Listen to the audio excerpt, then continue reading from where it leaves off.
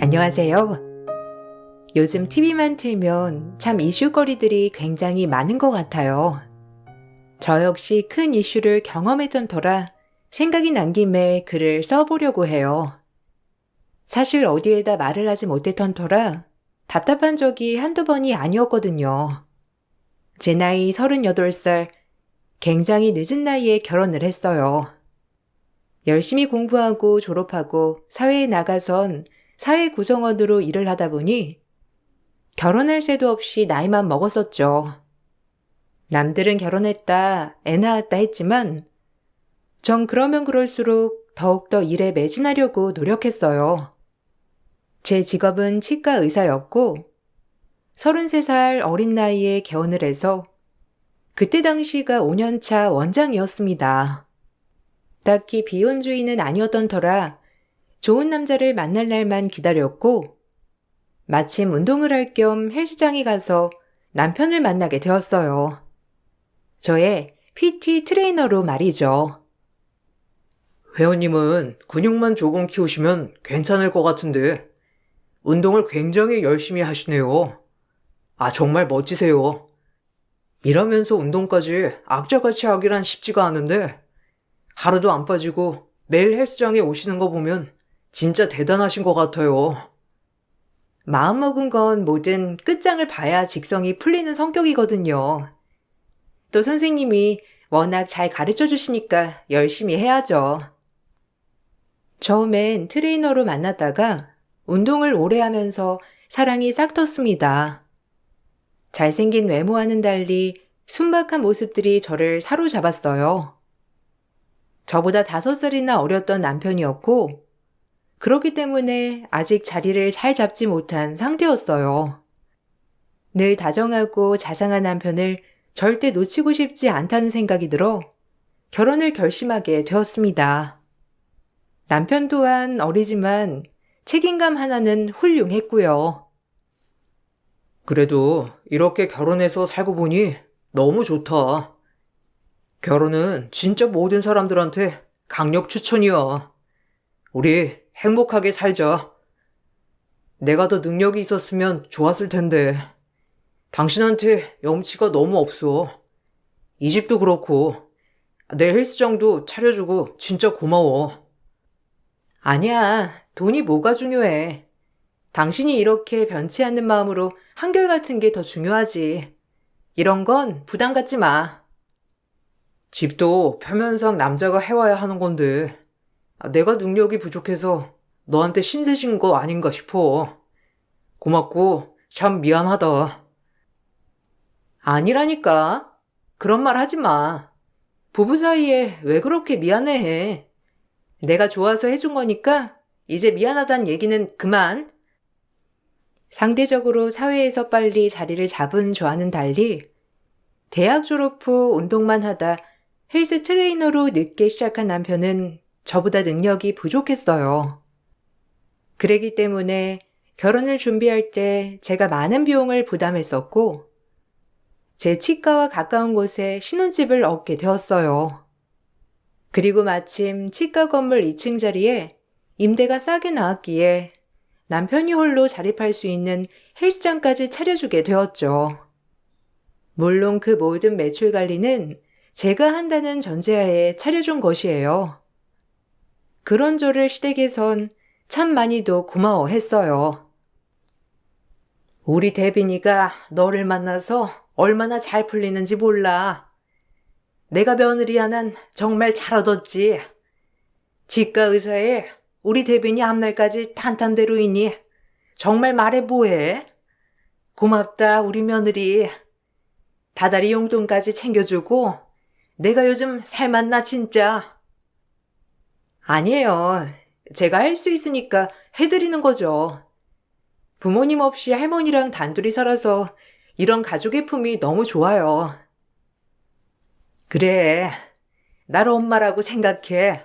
우리 안타까운 며느리. 부모 없이 어쩜 이리 잘 자랐을까? 진짜 대단한 것이야. 내가 네 든든한 울타리가 되어줄게. 시작은 미약했지만 끝은 창대하리라 라는 말처럼 지금은 네가 이렇게 많은 것을 가정에 기여하지만 내가 나중에 너 일 안 하고 집에서 푹 쉬게 해줄 거야. 나만 믿어. 아무리 연하라도 믿을만 하지? 그래. 듣기만 해도 진짜 든든하다.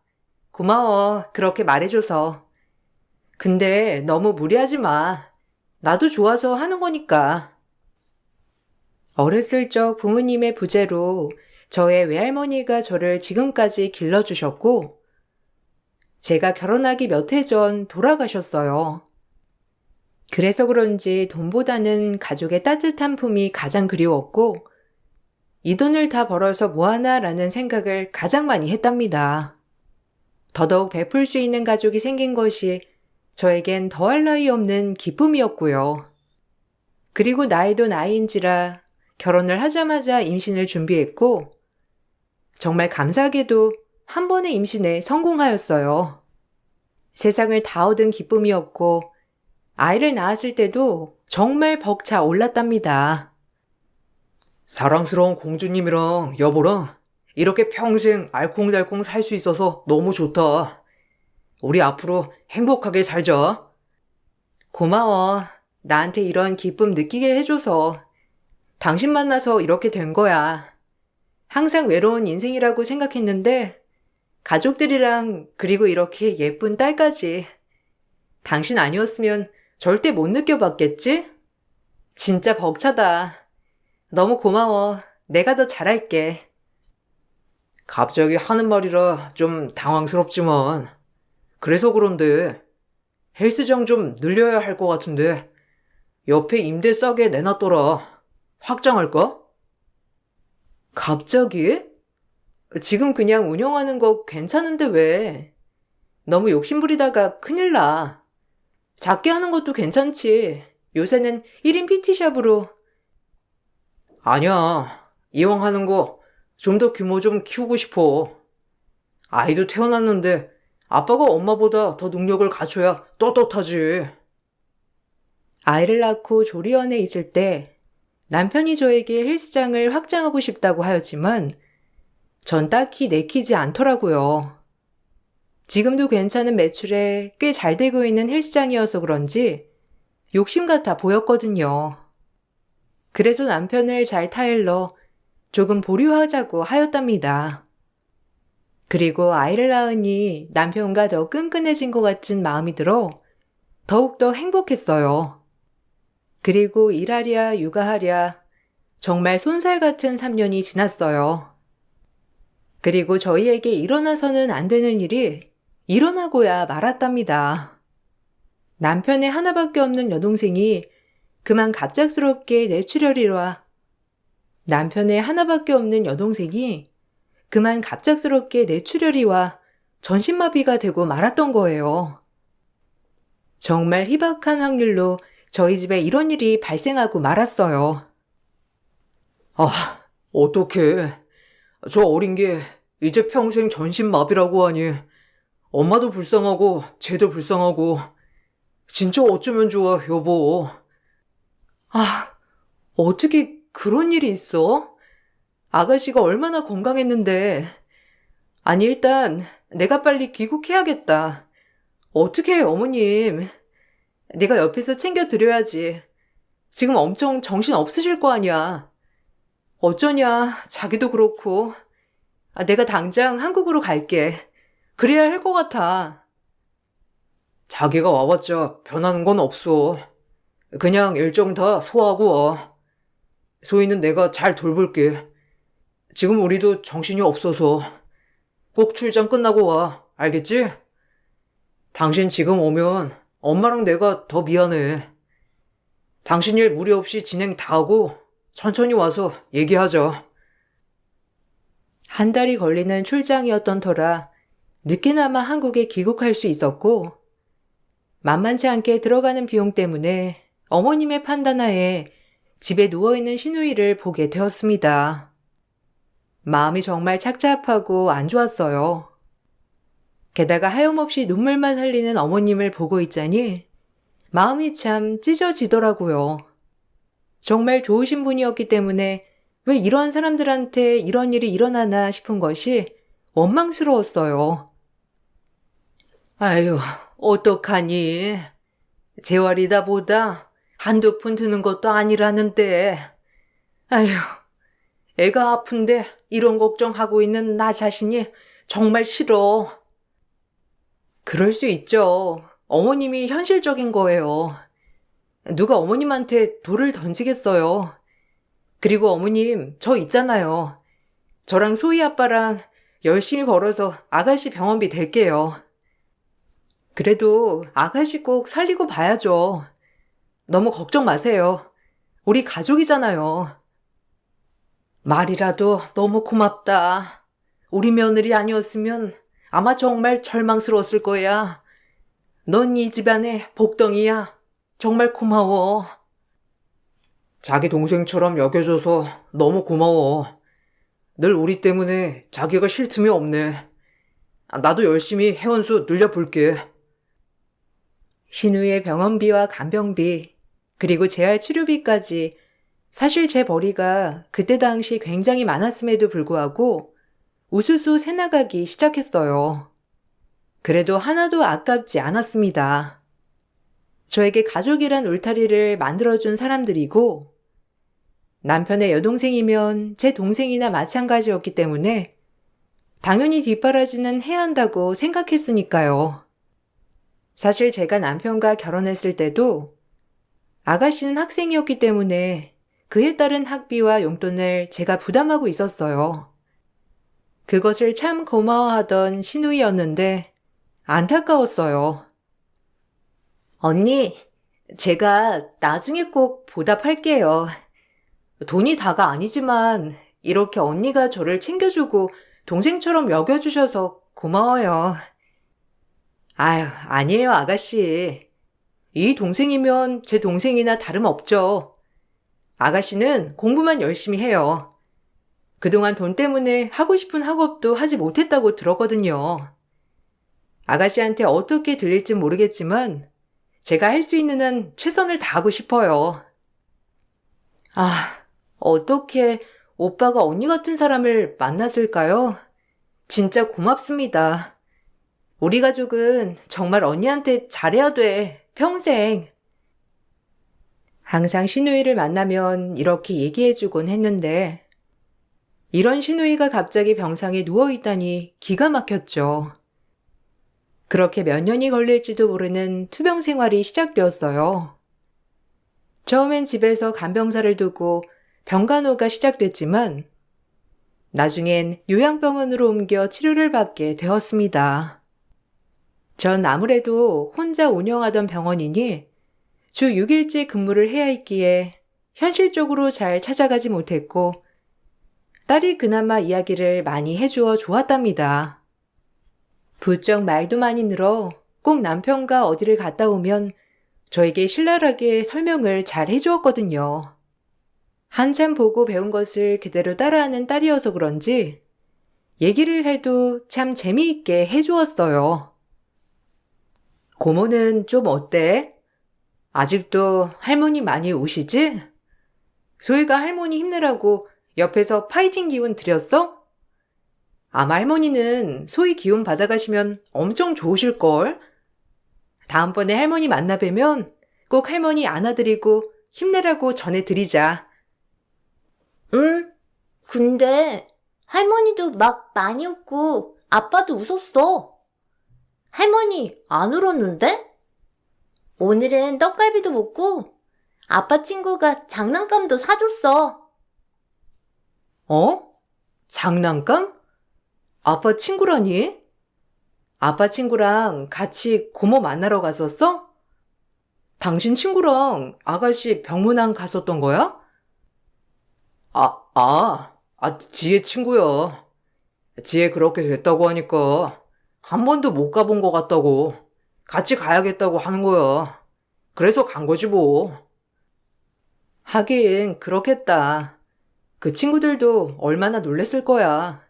우리도 이렇게 놀랬는데. 어쩌냐. 그 친구도 놀랐겠다. 뭐 그렇지. 그래도 본인이 제일 힘드니까 우리가 열심히 케어해 봐야지. 당신이 이렇게 뒷바라지 해주니까 고맙지 뭐. 남편의 말에 그럴 수도 있겠다고 생각을 했어요. 그리고 신우이의 호전도를 물으니 아직도 나아지지도 나빠지지도 않는 그 상태 그대로라고 하였죠. 집에 환자가 있다는 게 참 이렇게 온 가족이 힘든 거구나를 많이 느끼게 되는 날들이었습니다. 그리고 모처럼 진료가 일찍 끝나 어머님 기분 전환도 시켜드릴 겸 딸아이와 깜짝으로 어머님 집에 방문했을 때 일이었어요. 에이, 구먼이나. 아유, 놀래라. 너 이 시간이면 한창 바쁜 시간 아니니? 아니, 연락도 없이 어떻게 우리 집에 올 생각을 했어? 아, 모처럼 어머님 오시고 소희랑 맛있는 거나 먹으러 가려 했죠. 오늘 일찍 끝났거든요. 근데 어머님 쇼핑하셨어요? 우와! 할머니 예쁜 거 짱 많이 샀다. 엄마, 이거 봐. 소희는 분홍색이 제일 좋은데, 할머니 이거 분홍색 가방 샀다. 그 옆에 산다는 수찬이 할머니 알지? 그이가 뭐 세일한다길래 기어이 데리고 가지 않냐. 그래서 안 살 수가 없어서 하나 산 거야. 아유, 얼마나 재촉을 하던지. 나도 가기 싫다고 했는데 기어이 끌고 가서 샀다니까. 아, 잘하셨어요. 어머님도 그렇게 기분 전환 하셔야죠. 어머, 근데 이 브랜드 세일 안 하기로 유명한데? 세일도 해요? 잘 어울리세요. 너무 이쁘신데요? 워낙 안목이 있으시니까 가방도 진짜 잘 고르세요. 저도 이 브랜드 좋아하는데. 아, 그래? 뭐 나는 브랜드고 뭐고 잘 몰라. 그냥 수찬이 할머니가 데리고 갔길래 산 거야. 너 마음에 들면 가져라. 에이, 아니에요. 어머님 매셔야죠. 전 맨날 출근하느라 뭐 가방도 사실 필요 없어요. 어머님 이거 메고 놀러 가세요. 늘 집에서 시누이 걱정만 하는 어머님이 걱정이 되었지만 이렇게 동네 분들이랑 그래도 소소하게 잘 다니시는 걸 보니 내심 한시름 놓았다고나 할까요? 오히려 좋아 보이셨어요. 그리고 시간이 조금 더 지나고 시누이는 어머님 집으로 다시 오게 되었어요. 저 역시 주말마다 가서 시누이의 상태를 확인하고 하니 마음이 조금 편안해졌답니다. 딸아이도 가끔 어머님 집에 들락날락하면서 할머니에게 곧장 위로를 해주는 아이가 되었더라고요. 얼마나 기특하던지 마음이 정말 따뜻했어요. 할머니, 힘내세요. 소희가 있잖아요. 고모는 아프지만 소희가 옆에서 이렇게 힘이 되어드릴 테니까 많이 웃으세요. 아이고, 우리 소희 말도 예쁘게 하네. 할머니가 우리 소희 때문에 이렇게 웃는 날만 있다니까. 고마워. 근데 고모 저기 눈 깜빡거린 거 아니에요? 고모가 눈 찡긋찡긋한 거 같은데? 나 고모 눈 깜빡이는 거 처음 봐. 에이, 소희가 잘못 본 거야. 고모가 어떻게 깜빡거려. 엄마가 얘기했지? 고모는 지금 여행 중이라고. 아마 여행에서 돌아올 때 움직일 수 있을 거야. 몸이 움직이지 않아도 여행을 할 수 있거든. 그러니까 소희가 잘못 본 거예요. 알았지? 아닌데. 그때도 막 손가락 움직이려고 그랬는데. 잘못 본 건가? 아닌가? 몰라. 나가서 놀래, 나는. 가끔 딸이 엉뚱한 소리를 했지만 아직 6살이니 그러려니 하게 생각했어요. 그 아이도 고모와 놀고 싶어서 그런 바람을 얘기하나 보다라는 생각이 들곤 했거든요. 그렇게 하루 이틀 웃다 보니 어느새 어머님의 생신이 다가오고 있었답니다. 이번 생일에는 그 지혜 친구도 부를까 하는데 나한테 얼마나 잘하는지 그래도 밥 한 끼 대접하고 싶어서. 어머, 그래요. 저도 얼굴도 볼 겸 부르죠 뭐. 아가씨랑 절친했던 사이라고 하니 저도 궁금하네요. 아, 마음이 얼마나 안 좋을까. 그렇게 친했던 친구가 저렇게 누워만 있는데. 그래도 너무 고맙네요. 매주 이렇게 찾아와주고. 진짜 그런 친구라니. 그러니까 말이야. 얼마나 잘하는지 우리 지혜가 친구 하나 잘 사귀었다니까. 그럼 지혜 친구까지 불러서 밥이나 먹지 뭐. 저도 궁금했던 신우의 친구를 부르자는 시어머니의 말에 시어머니 생신 때 그 친구까지 부르게 되었어요. 그리고 그날 처음 본 친구의 인상은 정말 청순하고 보기 좋았답니다. 남편도 그날은 참 기분이 좋아 보였고 저 역시 덩달아 기분이 좋았죠. 어머, 처음 뵙네요. 늘 말로만 들었는데 이렇게 아가씨 생각해서 자주 찾아와줘서 너무 고마워요. 제가 대신 전해요. 아, 예, 뭐 당연히 와야죠. 제가 이 집이랑 굉장한 인연이 있거든요. 저도 처음 뵙네요. 무척이나 궁금했었는데. 어머, 저를요? 남편한테 얘기 많이 들었어요. 아가씨랑 굉장히 친했다고. 매주마다 이렇게 하는 게 쉽지 않을 텐데 너무 고마워요. 우리 아가씨가 이런 친구를 둬서 얼마나 기분이 좋을까요? 아가씨 일어나면 진짜 고마워할 거예요. 아, 그렇죠. 저희가 보통 인연은 또 아니거든요. 그나저나 어머님, 왜 제가 사드린 스카프 안 매셨어요? 그게 뭐 좀 덥기도 하고 그래서 나중에 매마. 그래도 네가 보는 안목이 있어서 참 예쁘더라고. 어머, 스카프 그거 아가씨 친구분이 선물한 거예요? 어머님이 사셨다고 하길래 그런 줄 알았는데 잘 어울리시더라고요. 그냥 이런저런 설명하기 복잡해서 그렇게 말한 거야. 나중에 맬게. 소희 엄마는 이상한 오해 안 해도 된단다. 왜요? 제가 가방도 사드렸잖아요. 어머님은? 그것도 혹시 모르셨어요? 어머님 취향은 제가 참 잘 안답니다. 어머, 그래요? 어머님 저한테 가방이나 스카프 말씀하시지. 저도 쇼핑하는 거 좋아하는데 나중엔 제가 사드릴게요. 아무튼 고마워요. 우리 어머님 내가 챙겨드렸어야 했는데 이렇게 챙겨주고 그래서 참 고맙네요. 앞으로는 제가 해드릴게요. 아니요. 저랑 인연이 깊으신데 제가 해드려야죠. 언니랑은 얼마 안 됐지만 전 지혜랑 안세월부터 굉장히 오래됐답니다. 얘는?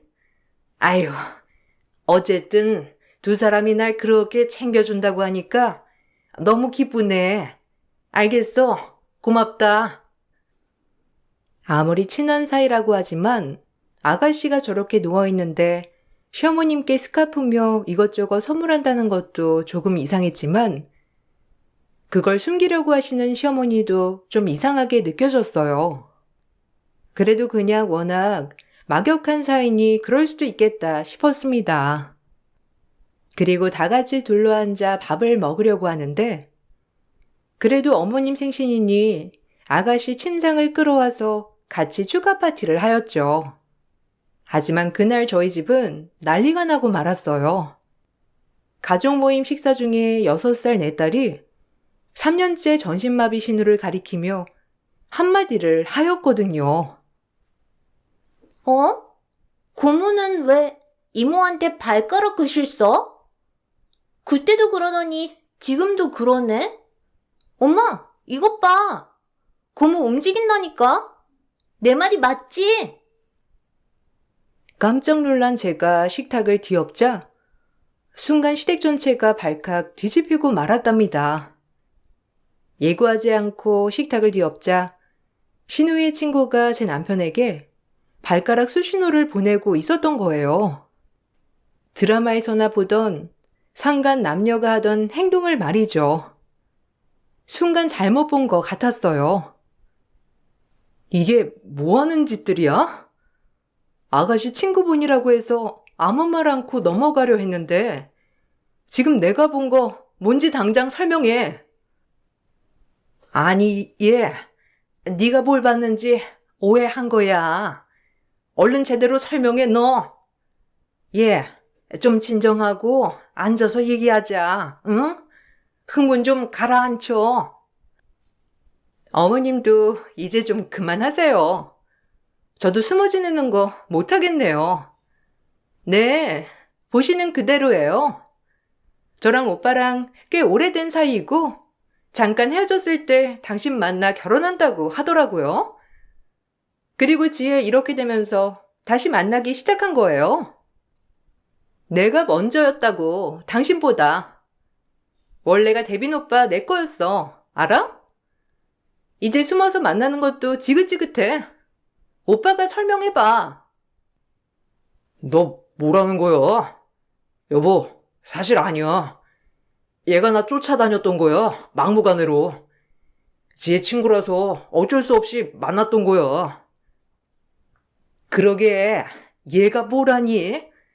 도대체, 얘, 너 말이면 단 줄 알아? 우리 며느리가 오해하잖아. 너 말 똑바로 해. 너 오해하지 마. 아, 됐고요. 일단 분위기 파악 다 했으니까 나중에 얘기하시죠. 지금은 아가씨가 움직인 게 더 쇼킹이니까요. 그리고 전 일단 가장 급한 119에 전화를 하여 신우이를 병원으로 옮겼어요. 그리고 놀랍게도 신우이가 반응을 보인다고 의사 선생님께서 말해주었죠. 딸아이가 했던 말들이 모두 사실이었던 거예요. 전신마비인 신우이가 서서히 몸을 조금씩 움직이기 시작했습니다. 그리고 전 그 여자가 했던 말을 그냥 넘어갈 수가 없겠더라고요. 제가 생각했던 완벽한 가정이었기에 이 가정이 깨짐과 동시에 사실 버틸 수가 없었거든요. 그리고 그동안 제가 남편에게 줬던 돈들은 모두 상간녀에게 들어가고 있었습니다. 언니도 알 건 아셔야죠. 사실 전 오빠랑 못 헤어져요. 우리 굉장히 오래된 사이기도 하고 언니랑 결혼만 안 했어도 언니 자리는 제 자리였을걸요? 어머님도 저 못 내치세요. 알아온 세월이 엄청 오래됐거든요. 그냥 언니랑 소희만 빠져주면 돼요. 굉장히 당당하구나. 한 번도 의심을 한 적이 없어서 정말 몰랐는데. 그래 뭐, 그럴 수도 있겠지. 과거 없는 사람 어디 있겠나. 그런데 그 과거가 현재까지 이어진다? 절대 그냥 못 넘어가. 너랑 남편, 그리고 이 모든 사실을 알고도 방관한 어머님까지 다 가만 안 둘 거니까 그리 알아. 내 남편 지금에야 대단해 보이겠지? 이것저것 네가 원하는 거 다 사주고 헬스클럽 대표에 얼마나 멋있어 보였겠니? 네가 보기에. 근데 그거 다 내가 이뤄준 거라는 건 알아? 두고 봐. 맨몸으로 쫓겨나서 손가락 빨고 살아봐. 그리고 내 남편 너 가져. 안 하시오. 결혼 생활 때 한눈판 남자 뭐가 아쉽겠니? 네가 그렇게 원했으니 어디 한번 데리고 살아봐. 당당한 상간녀의 태도에 눈물 한 방울 나오지 않았어요. 사실 부모님을 잃고 할머니까지 잃었던 저로서는 이번 일에 대해서는 눈물 흘릴 거리도 안 된다고 생각했거든요. 그저 내가 어떻게 처신하면 되는지를 해결할 부분이었죠. 그리고 전 마음을 추스를 겨를도 없이 곧장 변호사 상담을 받았고 더 알아볼 필요도 없이 이혼 소송을 진행하게 되었어요. 이 모든 과정이 정말 3일 안에 이루어졌고 남편과 시어머니는 발등에 불이 떨어졌는지 저를 붙잡고 울며불며 매달리기 바빴습니다. 오해야. 걔가 날 쫓아다닌 거라니까. 스토커라고. 지혜 친구니까 어쩔 수 없이 같이 다닌 거지. 지혜 위해서. 제발 내 말 좀 믿어주라. 우리 사이에 소희까지 있는데 이대로 이혼할 셈이야? 당신 진짜 독하다. 우리 가정이 어떻게 이렇게 무너져? 우리 가정을 깨트린 건 당신이야. 부부일 때나 마냥 좋았지. 이제 우린 남이나 다름없으니까 애원해도 소용없어. 예, 내가 잘못했어.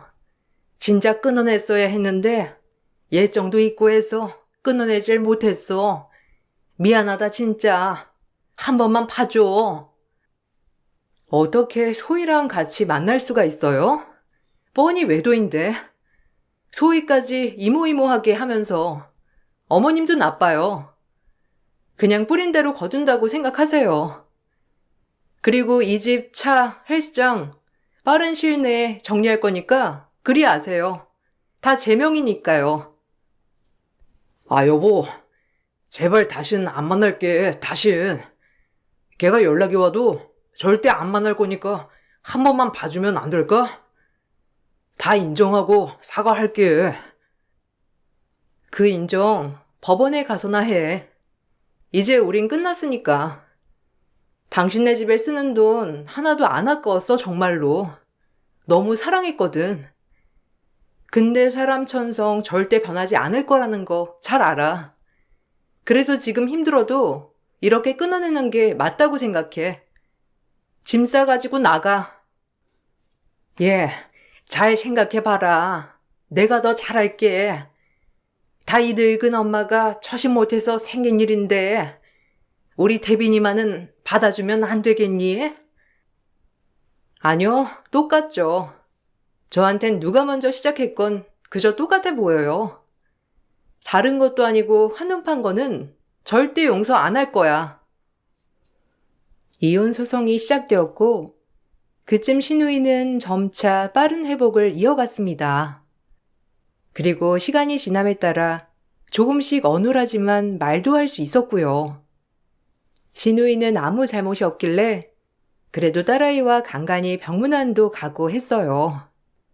그리고 어눌한 말로 얘기하였는데 그 말을 듣고 참 놀랍기도 하고 고맙기도 하고 많은 생각이 공존했어요. 고마운 마음이 더 컸지만 말이죠. 그 나쁜 년 어떻게 됐어요? 아주 악질이에요. 내가 가만 안 두려고 했는데. 어머, 아가씨도 알고 있었어요? 하긴 의식은 있는데 전신이 마비된 거니까요. 아가씨 미안해요. 저 오빠랑 이혼해요. 어눌했지만 신우이는 그 상간녀를 정확히 지칭하며 욕을 했고 차츰차츰 어눌한 말로 저에게 얘기를 해주었어요. 사실 조금 전부터 움직임이 있었고 그날 밥상에서는 그 여자에게 발가락 글씨로 나쁜 X라고 글을 쓴 것이라고 하더라고요. 그 모습을 제 딸이 포착하고 말해주었던 거고요. 몸이 그런데도 불구하고 시어머니와 남편과는 다르게 양심이 있는 아가씨였어요. 그리고 이 말도 해주었는데 제가 본인한테 너무 고마운 존재라 자기 친구지만 절대 용서할 수 없다고도 말했습니다. 어떻게 보면 그런 모습을 포착할 수 있었던 계기가 된 것이 신우의 발가락 글씨 덕분이었죠. 하마터면 계속 속고 살 뻔했는데 아가씨한테 참 고마운 마음이 들었어요. 그리고 2년 7개월의 소송 끝에 이혼을 할 수 있었고 상간녀에게도 위자료 소송을 걸었습니다.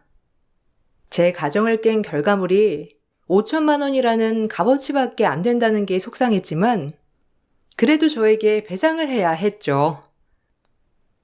헬스장은 내가 운영할게. 이 정도 했으면 됐잖아. 애 양육권에 친권에 그리고 집이며 차며 헬스장은 내가 할게. 그래도 내가 운영했던 거였는데 애 아빠로서 뭔가는 해야 할 것 같아. 대신 이제 월세는 내가 낼 거니까 신경 안 써도 돼. 아니, 내가 차려준 거고 내 명의잖아. 어떻게든 내가 운영할 거니까 몸만 나가줘. 알아서 취직하고 알아서 개업하던지 해. 너 정말 톡하구나. 그래도 애 아빠인데 이렇게까지 해야겠니? 뻔히 지금 아무것도 못하는 거 알면서. 제가 독해요? 그동안 저 속인 당신들은요? 내 가정이 박살난 거에 비하면 이건 아무것도 아니에요. 용서 못해 절대. 남편은 결혼할 때와 마찬가지로 빈몸으로 쫓겨났어요. 나중에서야 재산 분할을 해달라고 했지만 모두 결혼 전에 읽어놨던 재산이었기 때문에 따로 분할을 해줄 건 없었고요. 오히려 제가 그동안 이 가정에 기여한 것이 금액적으로 굉장히 컸기 때문에 저에게 위자료를 주어야 했습니다. 사실 돈이 궁한 건 아니었기 때문에 이 돈으로 제 마음의 상처를 보상할 수는 없었어요. 나 만나서 고생 많았어. 그동안 미안했다. 소희는 자주 보러 갈게. 그리고 내가 실수는 했지만 진짜 네가 생각하는 것처럼 심각한 건 아니었어.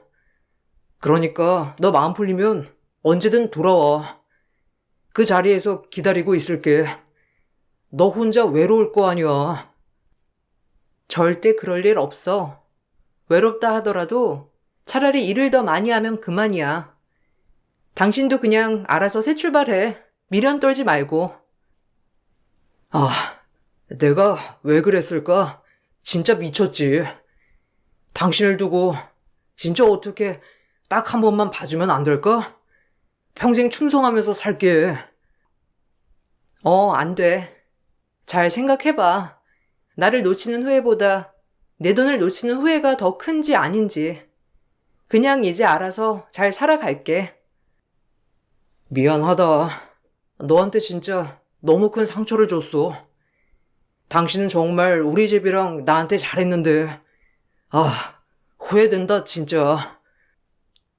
처음부터 너무 사랑했고 아낌없이 모든 걸 다 좋다고 생각하니 진짜 후회는 1도 남지 않더라고요. 오히려 후련했어요. 남편은 양심이 있는지 그래도 깨끗이 이혼을 해주었고 빈몸으로 쫓겨났어요. 그리고 어디 근처 변두리 헬스클럽에서 다시 트레이너로 일을 하고 있다고 딸아이가 얘기해 주었죠. 또한 그 여자와는 시어머니가 길길이 날뛰는 바람에 결국엔 이루어지진 않았다고 합니다. 아무래도 저와의 재결합을 생각하는 건지 극구 말리고 반대했다고 해요. 근데 이것도 참 웃기지 않나요? 그 여자에게 선물은 다 받으며 왕래해 놓고 이제 와서 반대한다는 게 참 웃기더군요.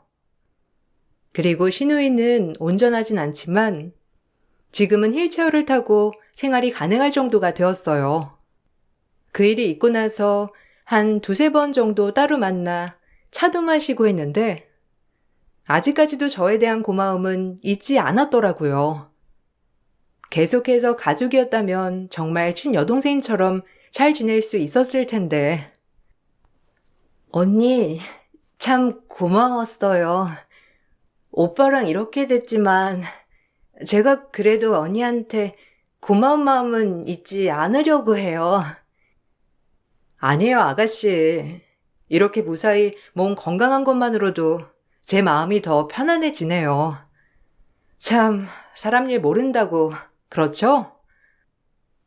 그래도 언니 덕분에 병원비나 학비나 말도 못하죠. 정말 신세 많이 졌어요. 염치 없는 오빠나 엄마만 아니었어도. 괜찮아요. 그래도 우리 소희가 옆에 있잖아요. 오빠 아니었으면 소희가 세상에 없었겠죠. 전 원망보다 행복이 더 커요. 뭔가 아쉬운 마음이 들기도 했어요. 이혼한 지 약 4년이 채 안 되게 흘렀는데 아직도 시어머니는 저에게 가끔 문자를 하십니다. 아직까지도 미련의 끈을 놓지 못하고 계신 거죠. 전 지금 정말 잘 지내고 있어요. 이혼을 하고 이제 남자를 다시는 못 믿을 것 같았지만 이제 좀 쉬엄쉬엄 일하면서 딸과의 시간을 많이 보내려고 페이닥터를 두었었는데 페이닥터가 개원을 하는 와중에 도움을 주다가 가까워졌어요. 그래서 지금은 조심스럽게 잘 만나고 있는 상태랍니다. 딱 지금이 가장 행복한 것 같아요. 딸아이와 오손도손 살면서 저를 위해주는 사람도 있으니 말이에요. 남에게 제 이야기를 꺼낸 적이 없어서 주절주절 말이 많았지만 그래도 이렇게 털어놓고 나니 참 속은 시원하네요. 들어주셔서 감사해요. 제 이야기는 여기까지랍니다. 좋은 하루 보내세요. 안녕하세요. 저는 40대 초반 여자입니다. 몇 년 전 일이지만 아직도 생각하면 피가 거꾸로 솟을 만큼 황당하고 화나는 일이 있어 이렇게 사연을 씁니다. 저는 20대 때 행정 공무원 시험을 보고 합격을 하여 지금까지도 공무원을 하고 있습니다. 아무래도 공무원 사회가 보수적이다 보니 혹시라도 소문날까 싶어 제대로 연애 한번 못하고 시간을 보냈죠. 그렇게 한 해 한 해 나이가 먹어 30대 중반이 될 즈음 동료 직원에게 소개를 받아 한 남자를 알게 되었어요.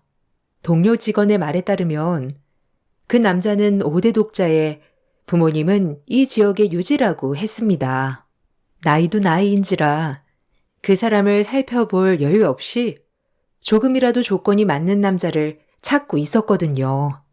마침 동료 직원이 소개해준 남자는 나이도 알맞고 경제적으로 능력도 있는 데다 얼굴도 그만하면 괜찮아서 저에겐 그 당시 완전 호감형이었죠.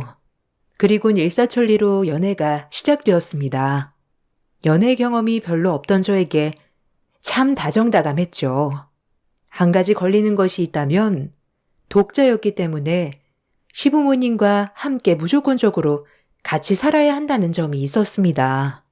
결혼하면 한 번도 시댁과의 합가를 생각해 본 적은 없었지만 연애를 하는 동안 남자친구가 확신을 주었기에 합가를 결정할 수 있었죠. 처음 시부모님은 제 직업이 공무원이라고 참 마음에 드셔 하셨습니다.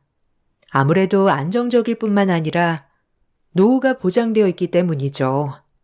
돈이 아쉬운 집이 아니었기에 제가 큰 머리는 아니지만 그래도 이만하면 됐다 싶으셨어요. 남자친구의 집은 남자친구 그리고 부모님, 시할머니 이렇게 계셨습니다. 나이도 나이인지라 서로 조금 더 알아볼 시간 없이 결혼을 서둘렀습니다. 저희 부모님도 그 지역의 유지인 분들을 사돈으로 맞는 것을 좋아하셨고 동네 사람들은 저에게 하나같이 시집 잘 갔다고 입이 마르게 칭찬했죠. 그 말을 듣고는 참 뿌듯했네요. 남들보다 늦은 결혼, 그래도 제대로 시집 가는구나 싶어 행복했어요. 한참 결혼 준비를 하는 와중 어머님께서는 수양딸이 있다고 저에게 소개를 해 주셨죠. 그분은 미국에 계시고 어렸을 때부터 친했던 친구의 딸인데 그 친구들이 사고로 세상을 떠나는 바람에 본인들이 걷어서 딸처럼 키웠다고 말씀을 해 주셨어요. 저도 실제로 뵌 건 아니지만 어머님께 그 얘기를 들으니 요새도 수양딸이라는 게 있구나 싶어 새삼 신기했죠. 가족 같은 사람이기에 꼭 미국에서 나오면 소개를 시켜준다고 하셨어요. 그렇게 시간이 흘러 저희는 결혼을 하게 되었습니다. 결혼하는 날 약간의 황당한 에피소드가 있었지만 좋은 날이니 마음은 찝찝해도 참고 넘겼어요. 엄마, 민혁이 오빠 결혼 너무 축하해요. 우리 엄마 너무 예쁘다. 그래도 내가 명색의 엄마 딸인데 오빠 결혼식은 와야지. 어머머머, 이게 얼마만이냐.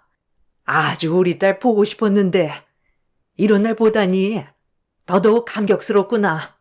그래, 오늘 비행기 타고 온 거야? 피곤해. 이따 집에서 좀 쉬어야지. 엄마, 오늘 저녁에 나랑 맥주 한 잔 콜? 나 이날만을 기다렸어. 얼마나 보고 싶었다고. 아, 그래, 우리 딸. 어머, 얘, 내가 말한 우리 딸이다. 인사하렴. 천천히 인사시키려고 그랬는데, 좋은 날 볼 수 있으니 너무 좋구나. 아, 민혁 오빠 와이프구나. 언니, 안녕하세요. 성소민이라고 해요. 엄마한테 얘기 들었죠? 엄마가 날 워낙 특별히 생각해서. 아, 네, 안녕하세요. 말씀 많이 들었어요. 먼 곳에서 저희 결혼식 축하해주러 오신 거예요? 아, 정말 감사합니다. 앞으로 잘 지내봐요. 우리 오빠 결혼식인데 당연히 동생인 제가 와야지. 언니는 무슨 말을 그렇게 해요? 네, 잘 지내봐요. 앞으로 종종 볼 테니까. 수양딸이라고 들었는데 뭔가 너무 가족같이 스스럼 없는 모습에 한편으론 마음이 찝찝했습니다. 갑자기 없던 시누이가 생긴 기분이랄까요? 그래도 어머님 말에 따르면 어렸을 적 부모님을 여의고 자랐다는 데에서 마음이 짠해 잘해주려 되도록 노력했죠. 한참 결혼식이 진행되었고 하객들에게 인사를 하기 위해 뷔페를 돌고 있었어요. 가족석으로 따로 마련되어 있는 곳에 양딸이 아버님 어머님 사이에서 공주 대접을 받고 있는 것을 보고 조금은 황당했고요. 저희 부모님도 난데없는 딸 등장에 놀라시긴 마찬가지였습니다. 어머님뿐만 아니라 아버님도 정말 딸로 착각하셨을 정도로 잘해주셨죠. 제가 나쁜 마음일지 모르겠으나 그 모습을 보고 계속 왠지 모를 찝찝함에 사로잡혀 있었는데 남편이 곧 합세를 하여 제가 모르는 얘기를 계속하는 겁니다. 저만 빼고요. 야, 너 많이 이뻐졌다. 오늘 도착한 거야? 어제 온 거야? 이야, 그래도 의리 지키려고 내 결혼식에 와주고 고맙다. 무슨 소리야. 무조건 와야지. 누구 결혼식인데? 우리 오빠 결혼식 아니야. 안 그래? 엄마도 보고 싶고 당분간 한국에 있으려고. 그래, 그래. 어딜 간다고 그래. 혼자 미국에서 사는 게 어디 쉽냐? 네가 결혼한 것도 아니고 그냥 한국에 눌러 앉으래도 그러네. 엄마, 나 뭐 먹고 살아? 미국에 직업이 있는데 나 그럼 그냥 엄마네서 엄마가 밥 해주는 밥 먹고 살까? 그러면 나야 너무 좋은데? 아, 당연하지. 아무것도 안 해도 되니까 그냥 집에 얌전히 있다 좋은 남자 만나서 시집 가. 뭐하러 힘들게 외국 나가서 외롭게 사냐? 그래, 이참에 아예 다 정리하고 한국으로 들어와. 너 쓰던 방도 아직 그대로인데 뭐 어떠냐? 이제 새언니도 생겼는데. 속으로 전 부글부글 끓었죠. 친딸도 아니고 양딸인데 저렇게까지 한다는 게 제 상식적으론 이해가 안 갔네요. 아무리 친한 친구 딸이라고 해도 갑자기 시누이처럼 등장하며 안 하던 시누살이까지 하게 생겼다는 마음 하나로 표정이 안 좋았습니다. 에이, 어떻게 그래? 아니, 언니가 싫어하는 것 같은데? 안 그래요, 언니? 내가 시누나 마찬가지잖아. 안 그래? 불편하지, 그럼. 네? 아, 아니요. 무슨 시누라고 생각하나요? 어머님이 아끼는 분, 그 이상 그 이하도 아니죠, 뭐. 여보, 우리 인사하러 가요. 전 그렇게 말을 돌리고 남편과 다른 하객들에게 인사하러 빠져나왔습니다. 제 말이 끝나고 표정이 싹 변한 양딸의 모습을 볼 수 있었죠. 시집살이도 모자라 생판 남의 시누살이까지 하게 생겼을 것 같은 마음에 결혼 첫날 남편 바가지부터 긁었네요. 아니, 나한테 상의 한마디도 없이 자기 진짜 1억이야? 어머님도 웃겨. 갑자기 웬 수양딸? 애초에 나 만났을 때부터 말을 했어야 하는 거 아닌가? 지금 거의 사기당한 기분이야. 친딸도 아니고 내가 남의 딸까지 신우처럼 모셔야 하는 거야? 자기가 말해봐. 아니 넌 뭘 그런 거 가지고 요란을 떠냐 결혼식에. 네가 보기엔 소민이가 남일지 몰라도 우리 가족은 소민이를 딸처럼 생각해. 그러니까 아까 너 소민이한테 실수한 거야, 알아?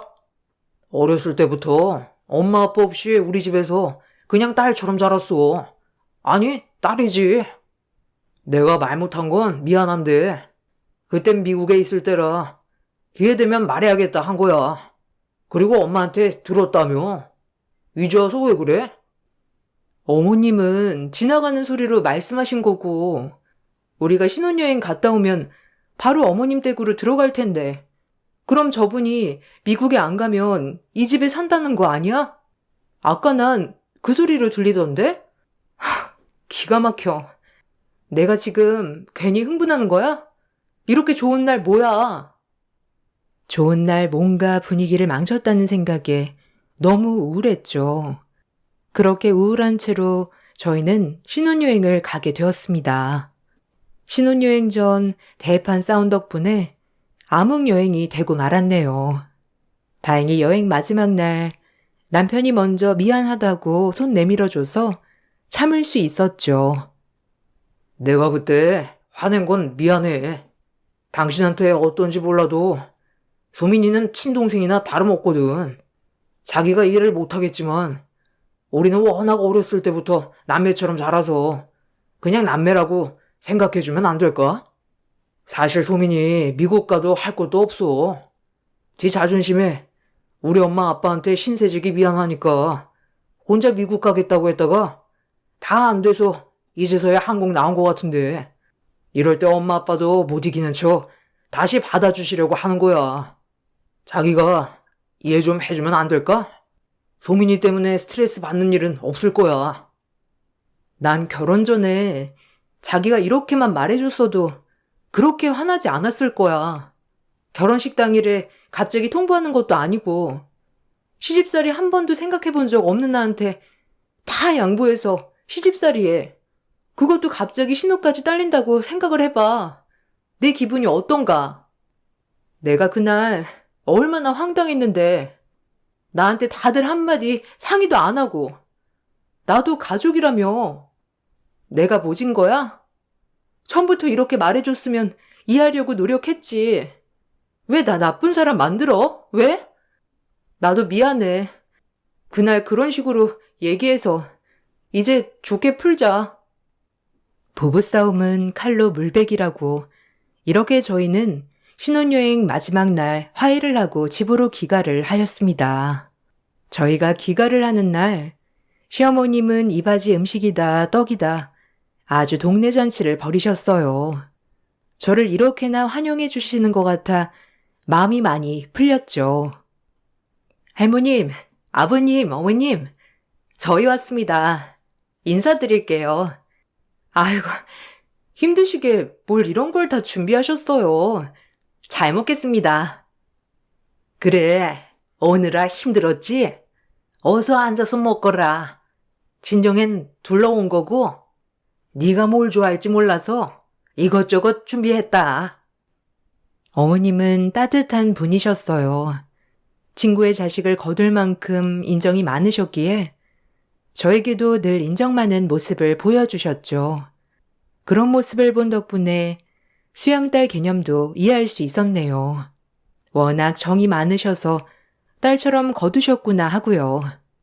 그렇게 인사를 마치고 서둘러 저도 조금이라도 거두려고 부엌에 들어갔어요. 부엌엔 양딸이 전을 뒤집고 있었습니다. 저도 마음을 고쳐먹었기에 정말 시누이처럼 잘해줘야 되겠다 생각을 했네요. 그래서 그때 일을 사과해야 할 것 같아 양딸에게 말을 걸었습니다. 아, 안녕하세요. 전 부치고 계셨구나. 나머진 제가 할게요. 혹시 결혼식 날 제 언행에 대해 기분 나쁘시진 않으셨어요? 그랬다면 제가 사과드릴게요.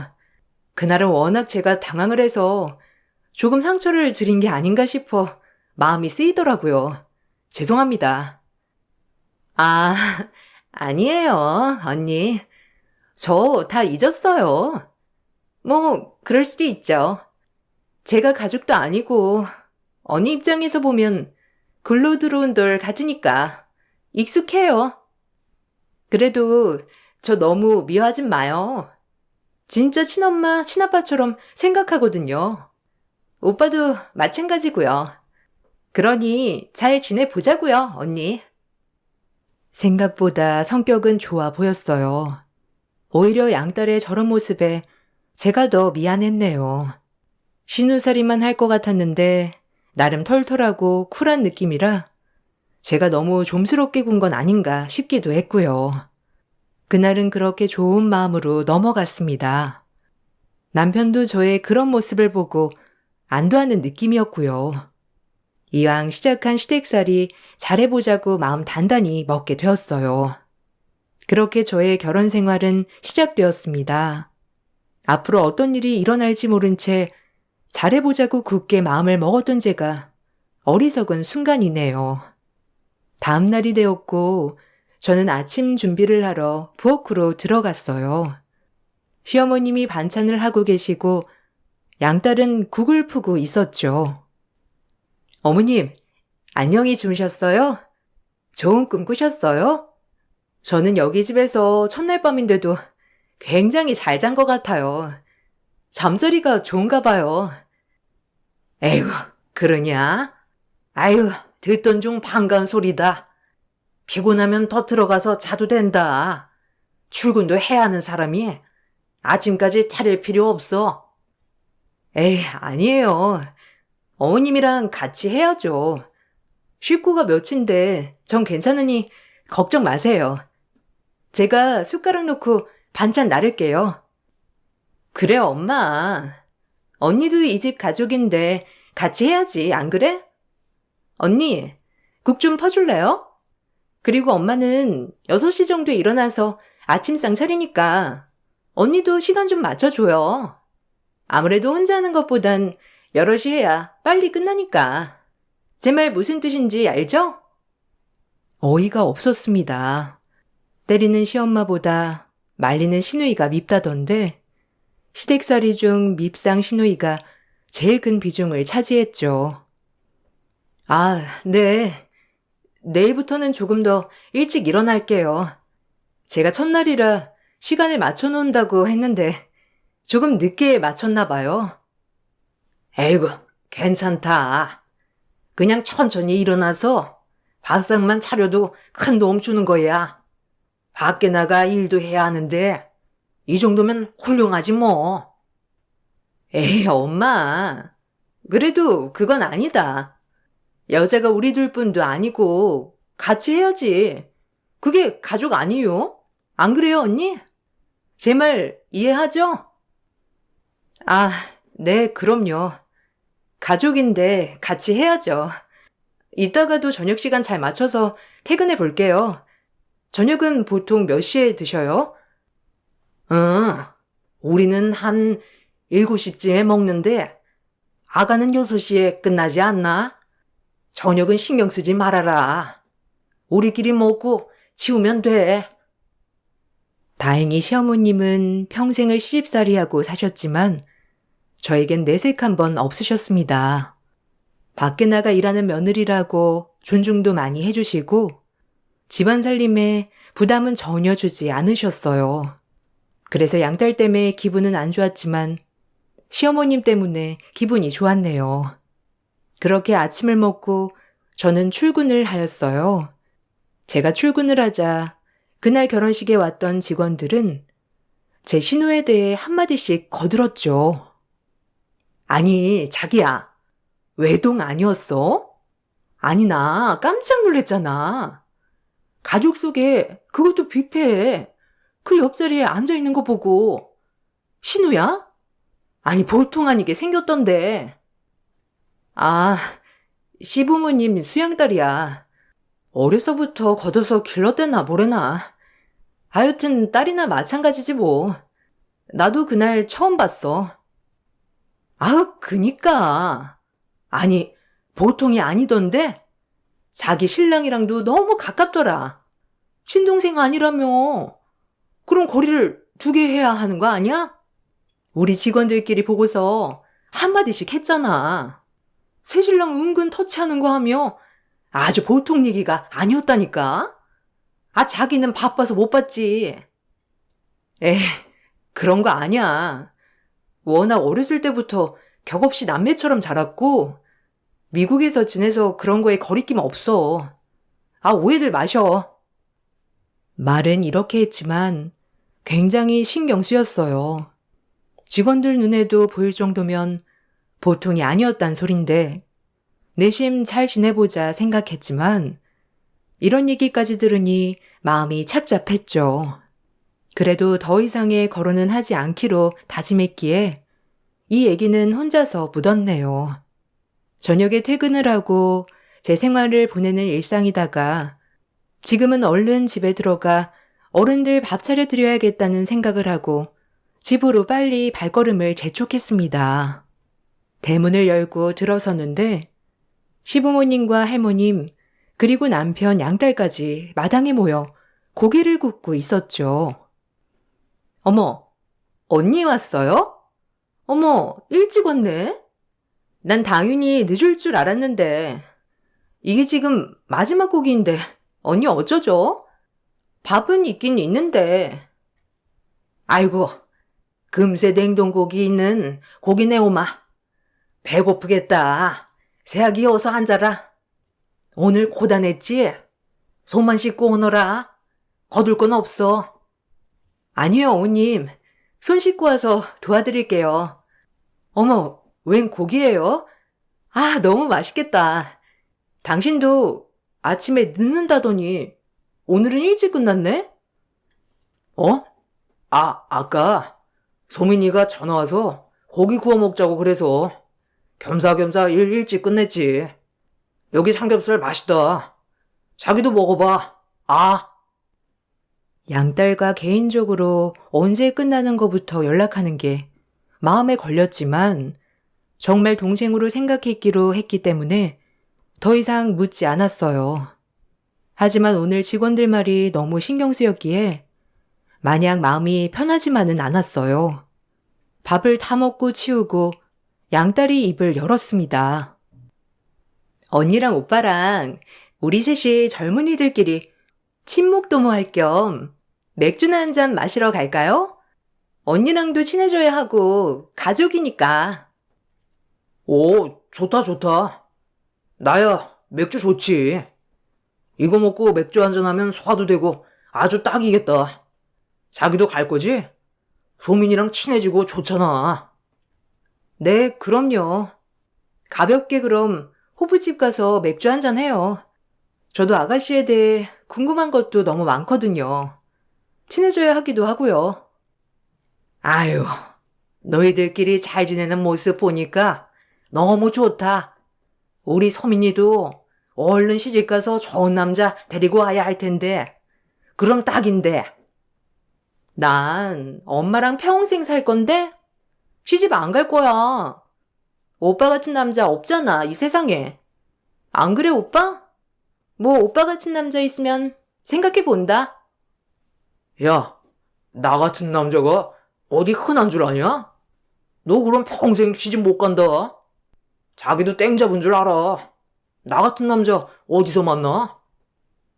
아무리 친한 오빠 동생 사이라지만 뭐 하는 건가 했네요. 둘이서 그냥 본인들끼리 장난치나 보다 했어요. 그리고 호프집을 갔죠. 아가씨는 그럼 미국 다 정리하고 아예 들어오신 거예요? 한국에 와서는 미국에서 하던 일 다시 하시는 거예요? 아, 네. 미국은 정리했어요. 만나던 남자가 한국에 있거든요. 도저히 미국에서 살 수 없을 것 같아서 정리했어요. 아, 아가씨 남자친구 있었구나.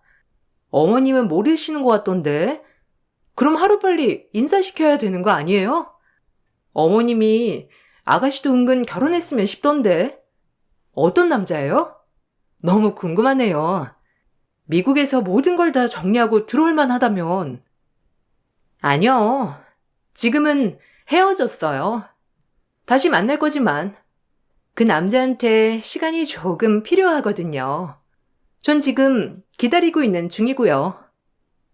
그래도 만나고 있다는 남자가 있다는 얘기에 조금 안심했습니다. 결혼하면 저희 집과는 거리가 멀어질 것 같아서였기 때문이죠.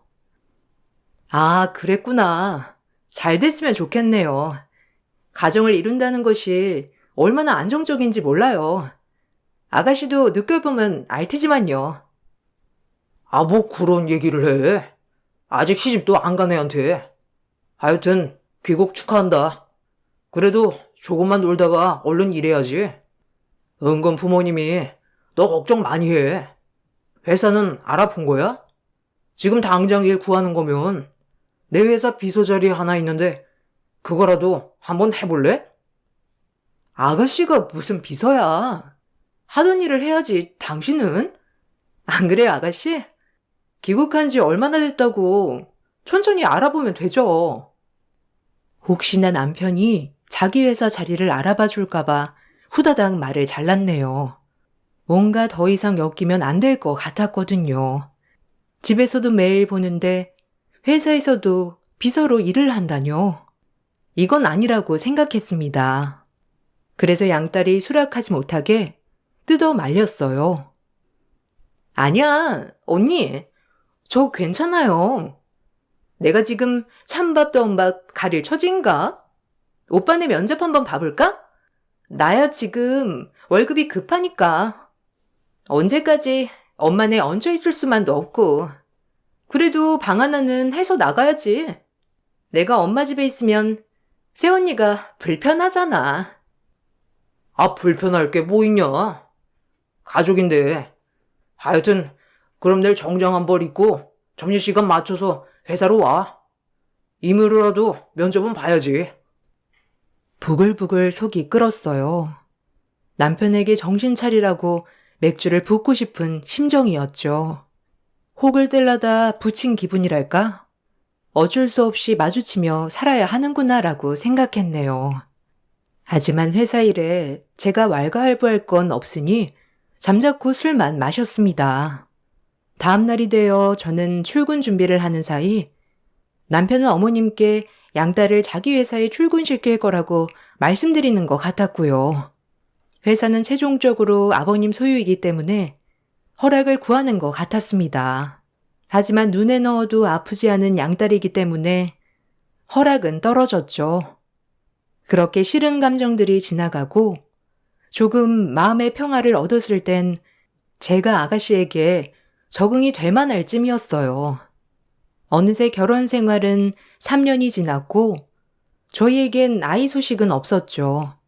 시부모님은 말은 안 하시지만 무척이나 아이를 바라시는 것 같았어요.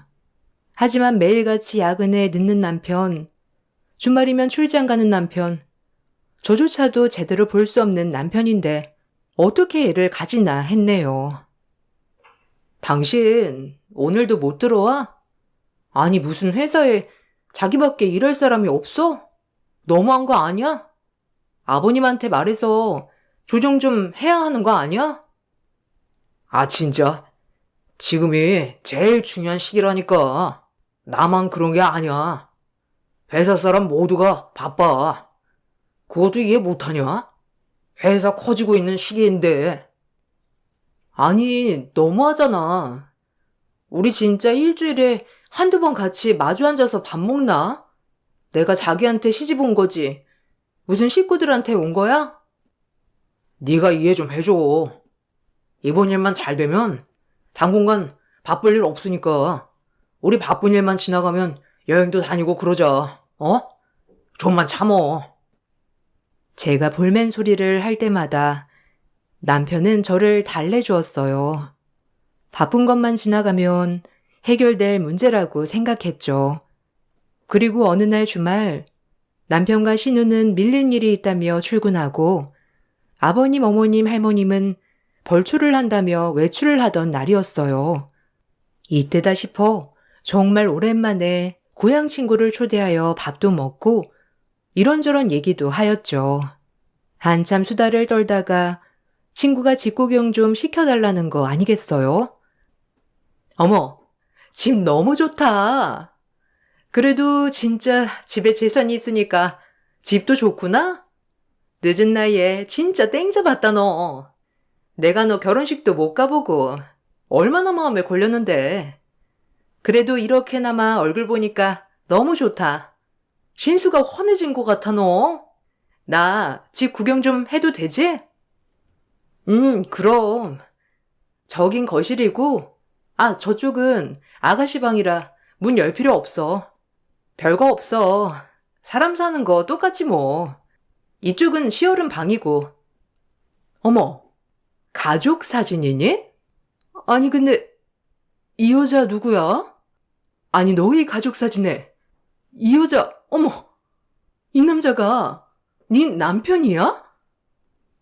친구는 저희 집 가족 사진을 보고 얼굴이 새파랗게 질려 말을 잇지 못하였습니다.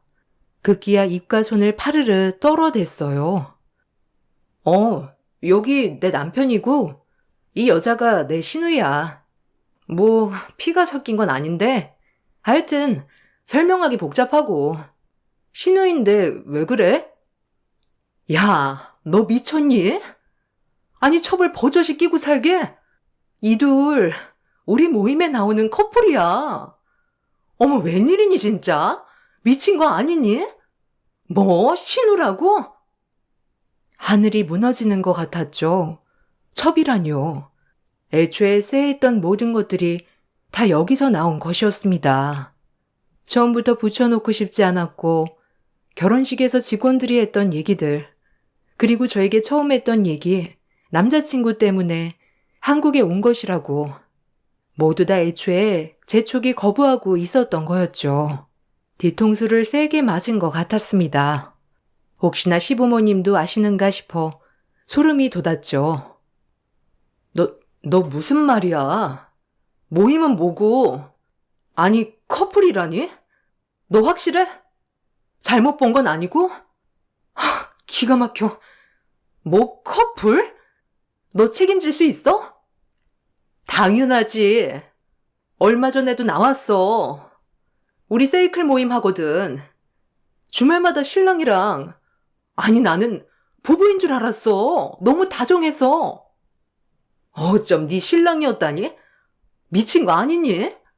너 이것들을 가만둘 거야? 지금은 충격이지만 그래도 너 현명하게 대처해야 해. 일단 친구를 돌려보내고 혼자 곰곰이 생각했습니다. 이것들이 지금 나를 가지고 노는 것도 모자라 한 집에서 나를 바보 만들고 자기들은 주말에 부부 행세며 평일엔 회사에서 붙어먹다니 분노가 치솟았죠. 단단히 망신을 줘야겠다 생각했어요. 밤이 되어 아무렇지 않은 척 퇴근하고 들어오는 남편과 양딸의 모습에 화가 났지만 불륜 증거를 잡아야겠다고 생각했습니다. 한 입을 섞고 싶지도 않았지만 지금은 아무렇지 않은 척 해야 했기에 꾹꾹 눌러 담았죠. 그리고 새벽이 되어 남편이 침대를 기어 나가는 것을 틈타 조용히 따라가 보았어요. 신우방으로 들어가더군요. 모든 정황이 확실시된 이상 가만히 있을 수 없었습니다. 그 양딸의 방문을 확 열어버리고 이불을 젖혀버렸죠. 그 이불 속엔 잠자던 남편 신우가 서로 안고 누워 있었습니다. 그 모습을 보고 눈이 거꾸로 돌았죠. 이리저리 악을 쓰고 그 양딸의 머리털을 사정없이 뽑아놨네요. 제 비명소리에 놀란 시어른들이 방에서 허겁지겁 나오셨습니다. 제가 양딸의 머리털을 뽑고 남편은 저를 말리고 말리는 남편의 뺨까지 날려버렸네요. 아니 이게 뭐 하는 짓이야? 아니 어른들 계시는 집에서 이게 무슨 소란이야? 어미 너 무슨 일이길래 이렇게 교양 없게 소란을 떠니? 언니 미쳤어요? 머리 아파. 나 머리 100가닥은 뽑힌 것 같아. 언니 미친 거 아니야? 미치려면 곱게 미쳐야지. 뭐? 이게 아직도 입이 살아가지고? 어머님, 지금 이 모습 보이세요? 왜 이 여자 방에서 제 남편이 이 여자랑 안고 누워있냐고요? 이거 어떻게 생각하세요? 지금 본처가 버젓이 방에 누워있는데 지금 자기들끼리 눈 가리고 아웅도 아니고 누워서 헛짓거리 하는 거 보셨냐고요? 아니면 알고 계셨던 건 아니죠, 설마? 양딸이라고? 아니요. 며느리로 들이셨어야죠. 누구신데 망치려고? 아, 자기야, 오해야. 지금 너무 흥분했으니까 방에 가서 얘기하자, 어? 아니, 왜 그러는 거야? 방을 잘못 찾았다니까. 진정해. 이게 뚫린 입이라고 말이면 단줄하나? 넌 더 맞아야 해. 너 나랑 왜 결혼했니? 그냥 얘랑 결혼하고 살지. 왜 나랑 결혼한 거야? 아이고, 이게 다 무슨 일이냐. 지금 아가 다시 말해보렴. 지금 뭐가 어떻고 저째? 소민이랑 민혁이가 불륜이라도 저질렀다는 거냐? 네가 잘못 본 거 아니고 우리 민혁이가 방 잘못 찾은 거래잖냐. 아이고 머리야. 여보, 말 좀 해봐요. 이게 어찌 된 건지. 어머님 보신 그대로예요. 오늘 제 친구가 제 가족 사진을 보고 말하더군요. 이미 단체 사진도 다 받았어요. 둘이 끔찍이 사랑하는 부부래요. 사이클 모임에선. 그리고 회사에선 연애 노름이나 했겠죠. 집에서 제가 버젓이 있는데도 침내 들락날락한 거 보면. 어머님은 제 말을 듣고 쓰러지셨습니다. 급히 119가 와 어머님이 실려가시고 양딸은 지가 뭘 잘했다고 계속 울고만 있었죠. 남편은 저에게 손이 발이 되도록 빌었으나 끝까지 방을 잘못 찾은 거라며 말도 안 되는 변명을 하였고요. 그걸 보고 양딸이 입을 열더군요. 그 여자의 입에서 나온 말을 듣고 있자니 어이가 없었습니다. 아니, 기가 막혔죠. 왜 나랑 결혼을 해서 절 불행하게 했을까요? 이 집에 처음 온 날부터 오빠는 내 인생의 전부였어요. 고등학교 때부터 우린 사랑을 했고 차마 엄마한텐 말씀을 못 드렸어요. 엄마가 날 딸처럼 예뻐하시지만 며느리로서는 탐탁치 않아 한다는 걸 알고 있었기 때문이에요. 이 모든 걸 발설하면 엄마도 잃고 가족도 잃을까봐 두려웠어요. 오빠 더 이상 안 만나려고 미국도 갔었는데 그게 잘 안 됐어요. 너무 보고 싶고 같이 있고 싶은 걸 어떡해요? 그리고 오빠가 결혼한다는 소식 듣고 제가 다 접고 한국에 온 거예요. 마지막이라고 생각하고. 아니, 미친 거 아니니? 너 지금 그걸 변명이라고 하는 거야? 그럼 지금 네가 어머님 뒤통수 친 건 괜찮고 너 평생 안 걸릴 줄 알았니? 사람 한 명 바보 만들어 놓고 재밌었어? 지금 네가 사랑한다고 죽고 못 사는 네 오빠는 끝까지 아니라잖아. 너 어떡할래? 남편은 비겁하게 아니라고만 하였고 양딸은 있는 그대로의 사실을 말해 주었습니다. 전 이 모든 것을 알고 절대 용서할 수 없었죠. 기다려 너. 상간녀 소송 걸 거고 당신도 위자료 준비해. 나 이대로 못 넘어가. 그리고 소름 끼치는 이 집구석에서 더 이상 살 수 없으니까 당분간 내가 연락할 때까지 연락하지 마. 증거는 나한테 다 있어. 너네 자전거 모임부터 오늘 현장 사진까지 이제 끝났어. 너희 부모님 망신 어떡할래? 이 지역에 유지라는데 아들놈이 이런 망나니에 어렸을 때부터 애지중지 키워온 수양딸이 뒤통수 쳐. 참 안타깝다. 창피한 줄 알아. 너네 이런 걸 예상 못했지? 내가 여기 동네에 발붙이고 살지 못하게 할 거니까 두고 봐. 알겠어? 병원에 입원하신 시어머님은 저에게 전화를 걸어 제발 조용히 넘어가 달라고 빌었습니다. 어머님을 생각하면 피해를 드리고 싶지 않았지만 제가 몇 년을 바보같이 당했던 것을 생각하면 그냥 넘어갈 수 없었죠. 딱 잘라 어머님께 말을 했어요. 어머님, 죄송합니다. 머리 검은 짐승 거두지 말라는 옛말이 딱이네요. 저 이대로 못 넘어가요. 건강하세요. 감사 있습니다. 얘야, 나를 봐서라도 넘어가주면 안 되겠냐? 미안하다, 하기야. 내가 아들을 잘못 키웠어. 너한테 면목 없다. 제발. 죄송해요, 어머님. 그래도 다행이네요. 어머님은 절 이해해 주셔서. 저도 어머님이랑 오래 살고 싶었는데 잘 지내세요. 전 그 길로 보따리를 써고 친정으로 향했습니다. 분해서 눈물이 나더군요. 조금 더 알아보고 결혼할 걸, 이상하게라도 더 의심해 볼 걸, 별의별 생각을 하며 제 자책을 하였어요. 날이 밝고 변호사 사무실에 가서 상담을 하였습니다.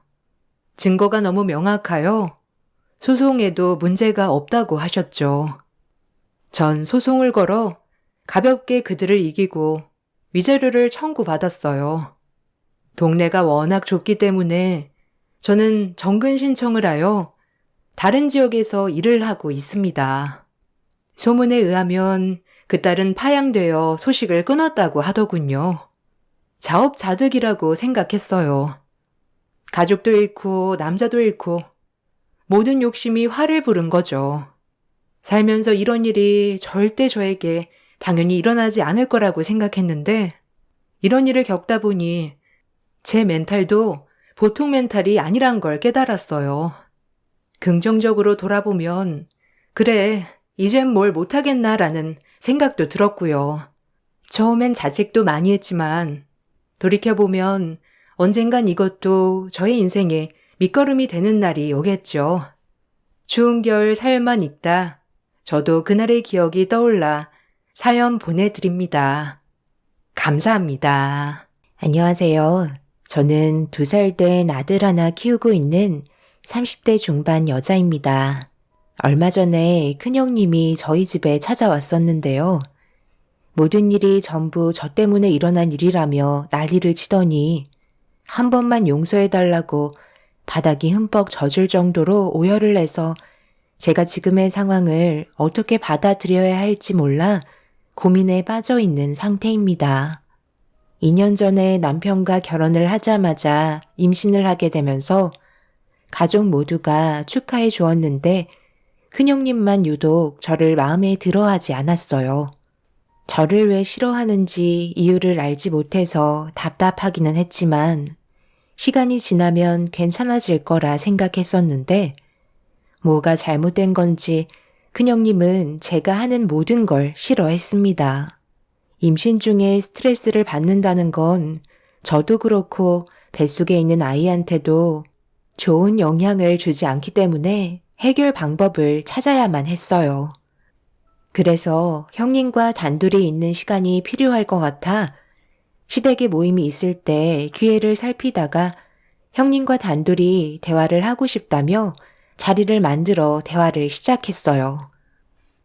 할 것도 많은데 무슨 할 말이 있길래 따로 보자는 거야? 쓸데없는 말 하려는 건 아니지? 용건만 간단히 해줘. 형님, 혹시 제가 뭐 실수한 거라도 있나요? 저는 정말 잘하려고 노력 많이 하는 것 같은데 형님 눈에는 아직 부족해 보이는지 마음에 들어하지 않는 것 같아서요. 문제가 있으면 바로 잡을 수 있는 방법을 알려주셨으면 좋겠어요. 내가 도대체 왜 그러는지 이유를 모르겠다면 아주 잘 느끼고 있는 거야. 동서한테 직접적으로 해를 가한 것도 없으니까 당연히 그렇게 생각할 순 있겠지. 사람 싫어하는데 이유가 있는 건 아니잖아? 그래서 이해를 못하는 거야. 나는 동서를 아무 이유 없이 싫어하는 것뿐이라 뭘 해도 그냥 눈에 가시거리밖에 안 돼. 내 말 무슨 뜻인지 알겠지? 그러니 잘 보이려고 노력할 필요가 없다는 거야. 할 말 끝났으면 일어나 봐도 되지? 바빠 죽겠는데 고작 이런 일로 나를 부른 게 정말 어이가 없다. 형님은 제가 아무 이유 없이 싫다면서 정확하게 어떤 점이 마음에 들지 않는지 얘기해 주지 않고 있었지만 저에 대한 불만이 있는 건 확실해 보였습니다. 어쩔 수 없이 좀 더 상황을 지켜보면서 형님의 의도가 무엇인지 파악을 해야만 했어요. 결국 아무것도 얻지 못한 채 눈치만 보다가 집으로 돌아왔는데 제가 표정이 좋지 않자 남편이 신경 쓰였는지 무슨 일이 있냐고 물어보길래 형님과의 문제에 대해 대화를 주고받았어요. 제 말을 들어주던 남편이 뭔가 느낌이 오는 듯 입을 열었는데 저는 생각지도 못한 대답이라 많이 당황하고 말았어요. 제가 살아온 삶이 문제가 된다는 말이었죠. 그게 말이 된다고 생각해? 내가 살아온 인생이 뭐가 어때서? 아버님, 어머님도 그런 거에 대해 아무 말도 하지 않으시잖아. 그렇긴 한데, 당신이 하는 얘기를 들어보면 전반적으로 무시를 하고 있는 거잖아. 그게 뭐겠어? 형수님은 대학을 나왔고, 당신은 중졸이라 그것 때문에 그러는 것 같은데? 첫째 형수, 둘째 형수 두 분 다 대학을 나왔잖아. 아무튼 내 생각은 그래. 그건 정말 말도 안 되는 거지. 나는 뭐 이렇게 살고 싶었겠어? 자라온 곳이 고아원이고 1살이라도 젊은 나이에 기술을 배우고 싶어서 미용을 하게 된 거 가족 모두가 아는 사실이잖아. 정말 그런 거면 나도 더는 노력하지 않을 거야. 큰형님이 항상 제가 하는 모든 행동들을 무시하고 있었는데요. 그게 저에게는 너무 큰 상처로 다가왔었어요. 직접적으로 말을 하지 않았던 것뿐이지 남편 얘기를 들어보면 틀린 말은 아니었어요. 그래서 저도 형님과 가까워지려고 노력할 필요가 없다는 걸 확실하게 알 수 있었습니다. 남편에게 그런 말을 듣게 된 이후 다시 한번 시댁을 가게 되었을 때 저도 안 좋은 감정 상태를 가지고 있어서 그런지 임신한 몸인데도 형님과 안 좋은 대화를 주고받게 되었습니다. 동서, 내 말 안 들려? 지금 뭐 하자는 거야? 임신한 몸이라고 대우받길 원하는 건 아니지? 좋게 말할 때 주방으로 들어갔으면 하는데. 예, 너는 지금 시애미가 두 눈 시퍼렇게 뜨고 있는데 옆에서 무슨 말을 그렇게 하니? 임신한 상태에서 몸살이 와서 열이 39도인데 주방에서 일을 하라는 말이 나오니? 제일 큰 맏며느리면서 막내 며느리한테 말을 그렇게밖에 못해? 내가 그동안 아무 말 하지 않고 지켜봐왔는데 도대체 뭐가 문제야? 왜 이렇게 못 잡아먹어서 안달인 건데? 막내 동서가 하는 행동을 보세요. 제가 처음 어머님 며느리로 시집 왔을 때 생각 안 나세요? 몸이 좋지 않았는데도 명절날 힘들게 음식 했었다고요. 그것뿐만인 줄 아세요? 김장날에 몸살이 났는데도 버티면서 일을 했었는데 고작 열이 39도 된다고 손가락 하나 까딱하지 않고 방에서 나오지 않고 있다는 게 문제인 거죠. 제 말이 틀렸나요? 그때랑 지금이랑 같니? 그리고 네가 맞으면 막내를 헤아릴 줄도 알아야지. 어떻게 된 게 조금도 쉬는 꼴을 못 봐? 이런 식으로 나올 거면 당분간 내 집에 오지 마라. 임신한 몸인 거 뻔히 알고 있으면서 참 잘하는 짓이다. 형님, 정말 너무하세요. 저를 싫어하는 건 시집 왔을 때부터 알고 있었지만 그래도 임신했잖아요. 몸살 때문에 힘들어서 그러는 건데 조금도 이해해줄 생각도 없으신 건 제가 어머님 집에서 많이 부족한 중졸 며느리라서 그런 건가요? 형님은 속마음을 들킨 것 마냥 더 이상 아무 말도 하지 않고 문을 박차며 밖으로 나갔습니다. 어디서부터 잘못된 건지 모르겠지만 더 이상 형님과 좋아질 수 없다고 생각했었기 때문에 저도 할 말은 하면서 살아야 했었어요. 다행히 시모가 저를 걱정해주고 제 편이 되어주셔서 형님이 더 이상 아무 말도 하지 않았지만 만약 시모가 옆에 없었다면 분명 머리채를 잡혔을 상황이었죠. 안 좋은 분위기는 계속해서 지속이 되었고, 출산을 해서까지 형님의 괴롭힘은 저를 너무 힘들게 했어요. 저도 사람인지라 참는 데는 한계가 있었고, 결국 가지고 있던 불만들을 전부 다 쏟아내고 말았네요. 저도 더 이상은 참지 못하겠어요. 산후조리실까지 찾아오셔서 지금 뭐 하시는 거예요? 제가 알아서 태어날 건데 그런 것까지 일일이 형님의 허락을 받을 필요는 없는 거잖아요. 별로 대화하고 싶지 않으니까 그만 나가주시죠. 어차피 제가 뭐라든 형님은 저를 싫어하실 게 뻔한데 노력하는 모습 보여드릴 필요 없잖아요. 저도 그냥 막 나가려고요. 너 제정신이니? 내가 시키면 군말하지 않고 움직이면 되는 거지. 어디서 형님한테 또박또박 말대꾸를 하는 거야? 어차피 어머님이 시댁에서 아이 돌봐주겠다고 하셨잖아. 그럼 몸 하나 간수하는 거 어렵지도 않고. 조만간 김장철이니까 그동안 놀고 먹었으면 이제 힘 좀 써야 하지 않겠어? 그리고 중졸밖에 안 나온 모유 먹여서 애까지 머리 나쁘게 만들지 말고 요즘 분유 잘 나오니까 차라리 이걸 먹여. 엄마 닮아서 똑같이 따라하면 어쩌려고 그래? 뱃속에 나온 애가 무슨 잘못이니? 전부 다 자기 엄마 잘못 만난 탓이지. 내가 특별히 신경 써서 사온 거니까 아끼지 말고 싹싹 긁어서 먹여라. 알겠지? 저는 워낙 모유가 잘 나와서 분유 같은 건 필요가 없을 것 같아요. 그리고 제가 중졸이라고 머리가 안 좋은 게 아니에요. 형님보다 훨씬 더 좋은 것 같은데요. 지금 하신 행동을 보면 초등학생보다 수준이 뒤떨어지는 것 같아서요. 그리고 형님은 딸만 둘이지만 저는 어머님이 그토록 원하시는 아들을 낳아드렸잖아요. 작은 형님도 딸 하나 낳아서 키우고 있는데 제가 어머님 집안에 장손을 낳아줬다는 것부터가 기적 아닌가요? 형님이 이루지 못한 걸 제가 풀어드렸으니 당연히 그런 점들에 질투가 나셨겠죠. 제 말이 틀렸으면 얘기해 보세요. 그리고 형님이 주신 분유는 제 아이한테 먹이고 싶지 않으니까 도로 가져가세요.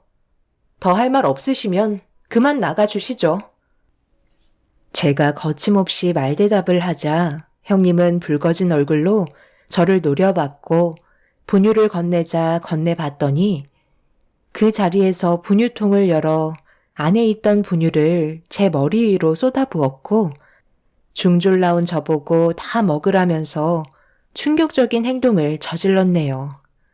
온몸이 분유로 뒤덮여진 상태였고 형님은 볼일이 끝났는지 산후조리실에서 나가려 하길래 옆에 놓여있던 분유통을 들어서 형님을 부른 다음 고개를 돌리자마자 면상에 던지고 말았습니다. 날아오는 분유통을 미처 피하지 못한 형님은 코를 강타하게 되면서 그 자리에서 코피를 흘리는 사고를 당하고 말았죠. 그 자리에 주저앉아 코를 움켜쥐며 비명을 질렀고 그 소리에 직원분들이 제가 있는 곳으로 달려와 산후조리실 문을 여는 순간 난장판이 된 모습을 보고 입을 다물지 못했습니다. 이성을 잃어버린 형님은 저를 잡아먹을 듯이 달려들었지만 직원분들이 형님을 말려주셔서 저에게 더 큰 피해가 가지 않게 지켜주셨습니다. 저를 노려보며 가만두지 않겠다고 건물이 떠나갈 정도로 소리를 질렀어요. 제가 손해볼 건 없었기 때문에 형님이 더 이상 두렵지 않았고 결국 이런 문제가 시모의 귀에까지 들어가고 말았습니다. 한 사람으로 인해 집안의 분위기가 점점 안 좋아지자 시모도 더는 지켜보고만 계시지 않으셨어요. 너 지금 나랑 뭐 하자는 거야? 내 성격 몰라서 이런 식으로 행동하는 거야? 산후조리실에 찾아갔으면 조용히 있다가 가면 될 것을 분유통으로 한바탕 난리를 쳤었다며? 너 도대체 이러는 이유가 뭐야? 언제까지 그럴 건데? 막내가 아들을 낳아서 그게 그렇게 배가 아팠니? 뭐든 적당히 해야지. 가만히 있으면 끝을 모르고 계속해서 망나니 마냥 날뛰면 내가 그냥 넘어가지 않을 거라는 걸 돌대가리가 아닌 이상 모르지 않을 텐데. 어떻게 그런 머리로 대학을 나온 거니? 당분간 얼굴 보고 싶지 않으니까 모임 있을 때 너는 빠지거라. 가족들에게 좋은 영향을 주지 못할 망정 계속해서 안 좋은 분위기로 이끌어가는데 내가 그 꼴을 더는 지켜볼 수 없을 것 같다. 한번 얘기했으면 알아먹어야지. 상황을 이런 식으로 만들어? 내 말이 무슨 뜻인지 이해는 했지? 내 허락이 떨어지기 전까지 절대 눈에 띄지 마라. 지금 용서를 구해봤자 받아줄 마음 조금도 없으니까 이제 그만 집으로 돌아가. 아들, 너도 꼴 보기 싫으니까 같이 나가라. 집안의 장남이 마누라 하나 휘어잡지 못해서 집안 전체를 진흙탕으로 만들었는데 그걸 보고 가만히 있는 너도 문제다. 엄마는 왜 저한테까지 불통을 튀기시는 거예요? 이 사람 혼자 저지른 행동인데 저까지 피해를 보는 건 너무하잖아요. 안 그래도 어머님 집에 오고 싶은 마음 조금도 없었어요. 차라리 평생 안 불러주셨으면 좋겠네요. 저희끼리 알아서 잘 살도록 할 테니까 다시는 연락하지 마세요. 아들 손자 보셨다고 저는 이제 찬밥 신세인데 뭐하러 이 집구석에 붙어 있어요? 형님은 오히려 시부모님께 눈을 치켜 세우고 더 난리를 치며 막말을 거침없이 뱉어대기 시작했어요. 그 모습을 지켜보고 있던 저희 가족 모두는 형님의 모습에 너무 큰 충격을 받았었죠. 그런데 알고 보니 작은 형님이 며느리로 들어왔을 때도 비슷한 상황이 있었다며 작은 형님이 설명을 해주는데 딸을 낳게 되면서 더는 괴롭히지 않았다는 말을 듣게 됐을 때 확실히 알 수 있었습니다. 제가 언제 임신을 하게 될지 몰라 예민해져 있는 상태였는데 임신을 하면서 아들을 낳게 될까봐 걱정을 했던 거고 그게 현실이 되니 저를 더욱더 괴롭혔던 걸 알 수 있었습니다.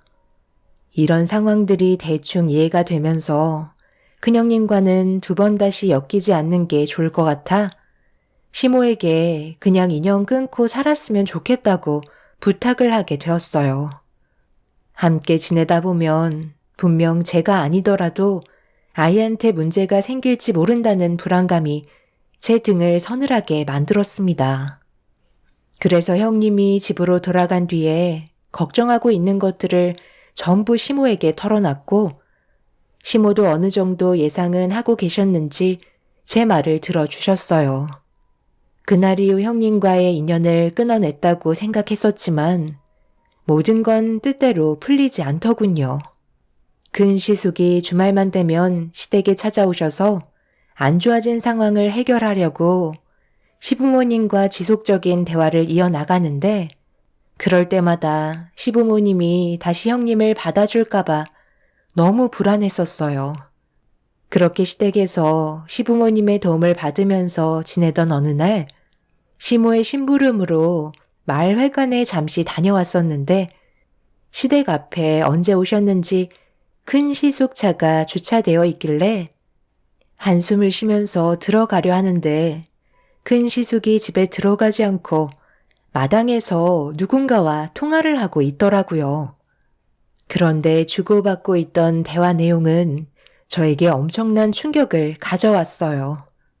입을 다물지 못할 만큼 엄청난 일이었고 제 두 귀를 의심할 정도로 큰 시숙과 형님이 가지고 있는 비밀은 시댁에 엄청난 파장을 불러일으킬 만한 사건이었습니다. 이미 들어버렸기 때문에 그냥 넘어갈 수는 없었어요. 그래서 아무도 모르게 저 혼자 추가적인 조사를 진행한 다음 확실해졌을 때 모든 사실을 밝힐 계획을 세우게 되었죠. 근시숙은 그날도 어김없이 형님을 용서해달라고 찾아왔지만 시부모의 마음은 조금도 변하지 않았고 근시숙은 점점 더 불만이 커지기 시작했어요.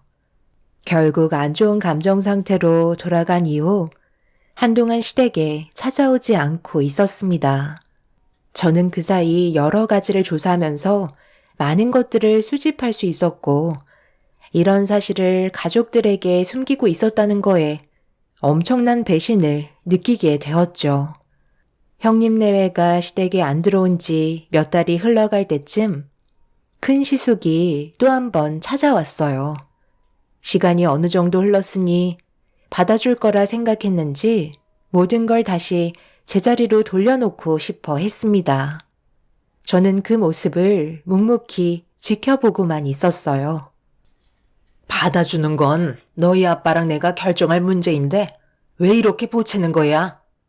정작 본인이 정말 잘못했다고 느끼고 있으면 한 번이라도 찾아왔었겠지. 네가 이런다고 좋아질 거 하나 없다는 거 모르니? 너도 잘한 거 없으니까 이제 그만 찾아와라. 정말 이러실 거예요? 언제까지 수아 엄마 안 받아줄 건데요? 그냥 좋게 해결하면 좋잖아요. 이런 식으로 관계 유지하는 건 맞는 거예요? 이게 다 재수 씨 때문에 벌어진 일이잖아요. 고아의 중졸이 저희 집안과 맞는다고 생각해요. 저도 처음에 인사 왔을 때부터 마음에 안 들었었다고요. 왜 저희만 찬밥 신세여야 하는 건데요? 아주버님, 말이 좀 심하신 것 같아요. 고아의 중졸이 어때서요? 그게 이 집 며느리로 살아가는데 문제가 되는 건 아닌데 왜 계속 그걸 강조하시는 거죠? 미운 털 박힌 건 형님인데 제 잘못이라고 얘기하시는 건 문제가 있는 거 아닌가요? 형, 이제 그만 좀 하면 안 돼? 가족 모두가 형수한테 잘못이 있다고 하는데 계속 일을 크게 만들어야 되겠냐고. 형이 정말 형수님을 생각한다면 이런 식으로 나오는 게 오히려 역효과만 불러일으키는 거야. 우리는 형수 얼굴 보기도 싫다고. 어머님, 저 왔어요. 도저히 억울해서 더 이상 이렇게 살고 싶지가 않아요. 제가 그동안 어머님한테 얼마나 잘했는지 모르시는 거 아니시면서 어떻게 이런 식으로 차별을 주실 수가 있으세요? 막내 며느리가 들어왔다고 해서 애지중지 하시더니 아들 손자까지 안겨드렸다고 저는 아예 찬밥 신세잖아요. 그러니 화가 안 나겠어요? 여태까지 몸이 부서져라 이런 것도 저예요. 매년 집안 행사 있으면 두 팔 걷고 움직였는데 좋은 말 한 번 해주신 적 없으시잖아요. 그래서 무슨 말이 듣고 싶은 거야? 칭찬을 듣고 싶은 거니? 아니면 용서를 받아달라는 거니? 그러는 너는 나한테 할 말이 그것뿐이야? 다른 할 말은 없는 거니? 어떻게 된 게 너희들만 생각하고 내 입장은 단 한 번도 생각해주지 않는 거지? 내가 지금까지 살아오면서 너희들이 좋다면 뭐든지 다 해줬고 결혼까지 허락해줬으면 감사하게 생각해야지. 계속해서 일을 이런 식으로 만들어? 너희가 애들보다 한두 살 더 먹었으면 좀 더 이해하고 배려할 줄도 알아야지. 마지막으로 기회를 줄 테니까 할 말 있으면 해봐라. 내가 이 정도까지 얘기했으면 알아먹어야지. 나한테 숨김없이 모든 걸 털어놓는 게 좋을 거다.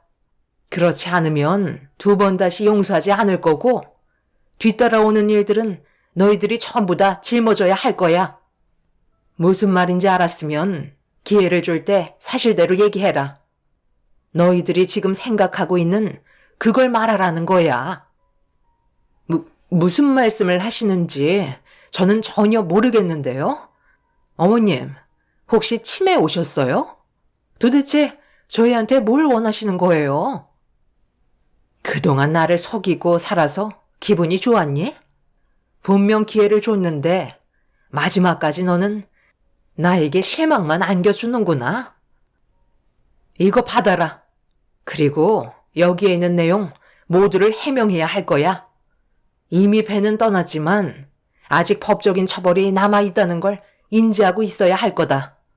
우리 집안의 맏며느리로서 마지막 기회를 한 번 더 주는 거니 전부 다 설명해라. 시모는 형님에게 서류 봉투 하나를 건네주었어요. 그때부터 뭔가 느낌이 좋지 않다는 걸 눈치챈 형님은 떨리는 손으로 서류 봉투를 건네받았고 안에 있던 내용물을 확인하는 순간 그 자리에서 시부모님께 무릎을 꿇고 손이 발이 되도록 빌었습니다. 시모가 조사한 내용은 제가 알아본 거와 비슷했었어요. 그런데 시모는 형님이 어떤 사람인지 알면서도 그동안 모른 척하면서 지내왔었는데 형님은 오히려 저에게 안 좋은 행동을 보였다는 거에 많은 실망을 하고 계셨습니다.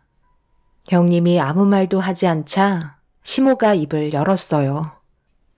왜 아무 말도 못하는 거야? 손이 발이 되도록 빌면 뭐하니? 이렇게까지 안 좋은 상황을 만든 게 너잖아? 정말 웃긴 거야. 지금까지 너는 착각 속에 빠져 살고 있었잖아. 현실은 그게 아닌데, 그치? 막내는 고아원에서 자라 중졸인 상태에서 내 집에 들어와 사는데 너는 대학까지 나왔으니 뭔가 불만이 많았겠지. 그런데 첫째 너 대학 안 나왔잖아. 지금까지 나를 속이고 있었으면서 본인이 정말 대학을 나온 것 마냥 살다 보니 네가 대학을 나온 사람이 되어버린 거니? 그래, 그건 이해해 줄 수 있다 치자. 그런데 내가 봤을 때 막내 며느리를 괴롭힌 제일 결정적인 이유는 너도 고아원 출신이라서 더 그런 거 아니니? 너 이 사실 언제까지 숨길 수 있다고 생각한 거야? 언젠가는 솔직히 얘기하겠거니 믿고 있었는데 끝까지 말을 하지 않더라. 시모도 모든 사실을 알고 있었어요. 형님은 대학을 나오지도 않았으면서 거짓을 꾸미고 있었고 그동안 고아원에서 자라왔었는데 이런 사실을 전부 다 숨기고 있었습니다. 큰 시숙과 만남을 가지다가 형님은 고아라는 사실을 밝히는 걸 안 좋게 생각할까봐 그때부터 숨기기 시작했고 형님의 친정 부모님들마저 돈으로 불러들인 사람들이었습니다. 머리부터 발끝까지 전부 거짓된 삶을 살고 있었던 거였죠. 그런데 정작 저는 모든 걸 오픈하고 시모에게 접근했으니 저를 좋게 받아들여 주셨고 대대 형님은 저와 비슷한 조건인데 평생을 숨기고 살아야 한다는 거에 불만이 생겨 계속해서 저를 더 못살게 굴었던 거였죠. 형님은 손이 발이 되도록 빌었지만 이미 버스는 떠난 상태였고 시부모님께서는 형님을 받아주지 않으셨어요. 그제서야 모든 걸 저희 가족들 앞에 털어놓으면서 그동안 힘들었던 점들에 대해 전부 다 꺼내 놓았습니다. 어머님, 정말 죄송해요. 이런 식으로 상황이 안 좋아질 줄 몰랐어요. 저도 이 사람 만났을 때 고아라는 제 신분이 너무 싫었고 수아 아빠는 대학을 나왔는데 저는 고졸이라 그것도 싫어서 대학을 나왔다고 거짓말을 하게 됐어요. 그만큼 수아 아빠를 사랑했었기 때문에 놓치고 싶지 않아 어머님께 결혼하겠다고 인사드리러 왔을 때 솔직하게 털어놓을 수가 없었어요. 하루하루 정신적으로 힘들었었는데 시간이 지나면서 어느새 제 감정도 무뎌졌고 입 밖으로 꺼내지 않으면 모를 줄 알았는데 전부 다 알고 계실 거라곤 정말 꿈에도 몰랐어요. 저는 힘들게 이 사람과 결혼을 했는데 막내 동서는 큰 어려움 없이 자기가 고아 신분에 중졸이라고 얘기하는데 어머님이 아무렇지도 않게 받아주시는 거 보고 놀랐었는데 그날 이후부터 제가 손해를 보는 것 같은 느낌이 들어서 괜히 싫어진 거였어요. 거기에다가 아들 손자까지 낳았으니 제 속은 말이 아니었다고요. 그래서 상황을 이런 식으로 만들어? 내가 아무 말 하지 않고 묵묵히 있었던 이유가 네가 불쌍해서 그랬던 거야. 지인 결혼식을 갔다가 사돈분들을 만나서 인사를 하려는데 전광판에 사돈분들이 모르는 사람의 부모로 되어 있는 걸 본 적이 있었다. 그래서 그 사람들을 데려다가 물어보니 결혼식 대행이라는 걸로 나를 속여서 결혼을 했다는 걸 알게 됐는데 처음에는 너무 화가 치밀어 올랐지만 고아로 자라온 네가 내 아들과 행복하게 살고 싶다는데 그걸 내친다는 건 내가 너무 매정한 것 같아 모든 사실을 알면서도 가슴속에 묻어둔 거였다. 그런데 너는 정작 감사한 줄 모르고 이런 식으로 행동해? 어머님, 정말 죄송해요. 오늘 이 시간 이후로 2번 다시 이런 일 없도록 할게요.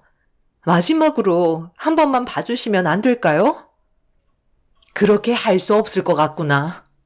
우리 가족이 받았던 상처와 배신이 너무나도 컸기 때문에 그냥 넘어가지 않을 거다. 시모는 화가 머리끝까지 올라오셨어요. 형님은 한 가지를 속인 게 아닌 많은 것들을 속여서 큰 시숙과 결혼을 했었지만 제일 큰 문제는 저와의 관계였어요. 그동안 봐왔던 행실을 보면 또다시 언젠가 일이 터지게 될 거라는 걸 시모도 직감하고 계신 것 같았습니다. 큰 시숙도 형님이 거짓으로 속여왔다는 걸 결혼하고 한참 뒤에야 알게 됐는데 그걸 문제 삼지 않았던 이유는 그만큼 형님을 사랑해서 그랬던 거라며 같이 떠나겠다고 형님을 일으켜 세웠어요. 그런데 여기서 또 다른 문제거리들이 생겼습니다. 시부모님이 형님 내외에게 많은 것들을 해줬었는데 모든 것들을 전부 다 돌려받겠다는 말이었어요. 집도 시부모님 명의로 되어 있었고 차 또한 시부의 명의로 되어 있는 거였습니다. 큰 시숙은 시부 밑에서 일을 했었기 때문에 월급을 받는 입장이었지만 둘이 함께 떠나겠다는 말에 모든 걸 다 가져가겠다고 시부모님께서 못을 박으셨어요. 큰 시숙은 형님과 살겠다며 한 푼도 가져가지 않겠다고 시부모님께 인사를 드린 뒤 집에서 나가셨네요. 형님은 끝까지 시모의 바지자락을 붙잡고 용서해달라고 애원했지만 시모는 고개를 돌려 버리셨습니다. 결국 형님 내외는 1원 한 푼 없이 탈탈 털려서 내쫓기고 말았죠. 그날 이후 지금까지 저희 집안에 큰 문제는 없었는데 1년이 지나고 형님이 저희 집에 찾아왔어요. 사는 게 어렵다는 이유 때문에 다시 좋은 관계를 만들고 싶다는 얘기였죠. 제가 시모에게 형님을 받아달라고 좋은 쪽으로 대화를 이끌어 가달라고 부탁을 했지만 쉽게 답을 주지 못했습니다. 저도 형님에게 받았던 상처가 컸기 때문에 아직까지 상처가 아물지 않았거든요. 형님도 고아원 생활을 했다는 게 정말 놀라운 일이었지만 이런 식으로 삶이 달라질 줄 정말 상상도 못했었네요. 다시 인연을 만들어도 분명 언젠가 또 다른 문제점들이 생길 것 같아 당장은 형님의 부탁을 들어줄 수 없을 것 같지만 한편으론 저도 같은 아픔을 가지고 있기에 좋은 쪽으로 해결해야 하는 건지 고민이 되네요. 온 가족이 모두 화목하게 지내면 얼마나 좋겠어요. 그리고 얼마 전 저는 그동안 틈틈이 공부해오던 고졸 검정고시 졸업장을 취득하게 되었어요. 제 아이에게 더 많은 것을 알려주기 위해 더 악착같이 미용일을 하면서도 취득할 수 있었던 것 같아요. 앞으로 저희 가족에게 행복만 있길 바랄 뿐입니다. 제 사연 들어주신 분들 항상 건강 유의하시고 즐거운 하루 되시길 바랄게요. 감사합니다.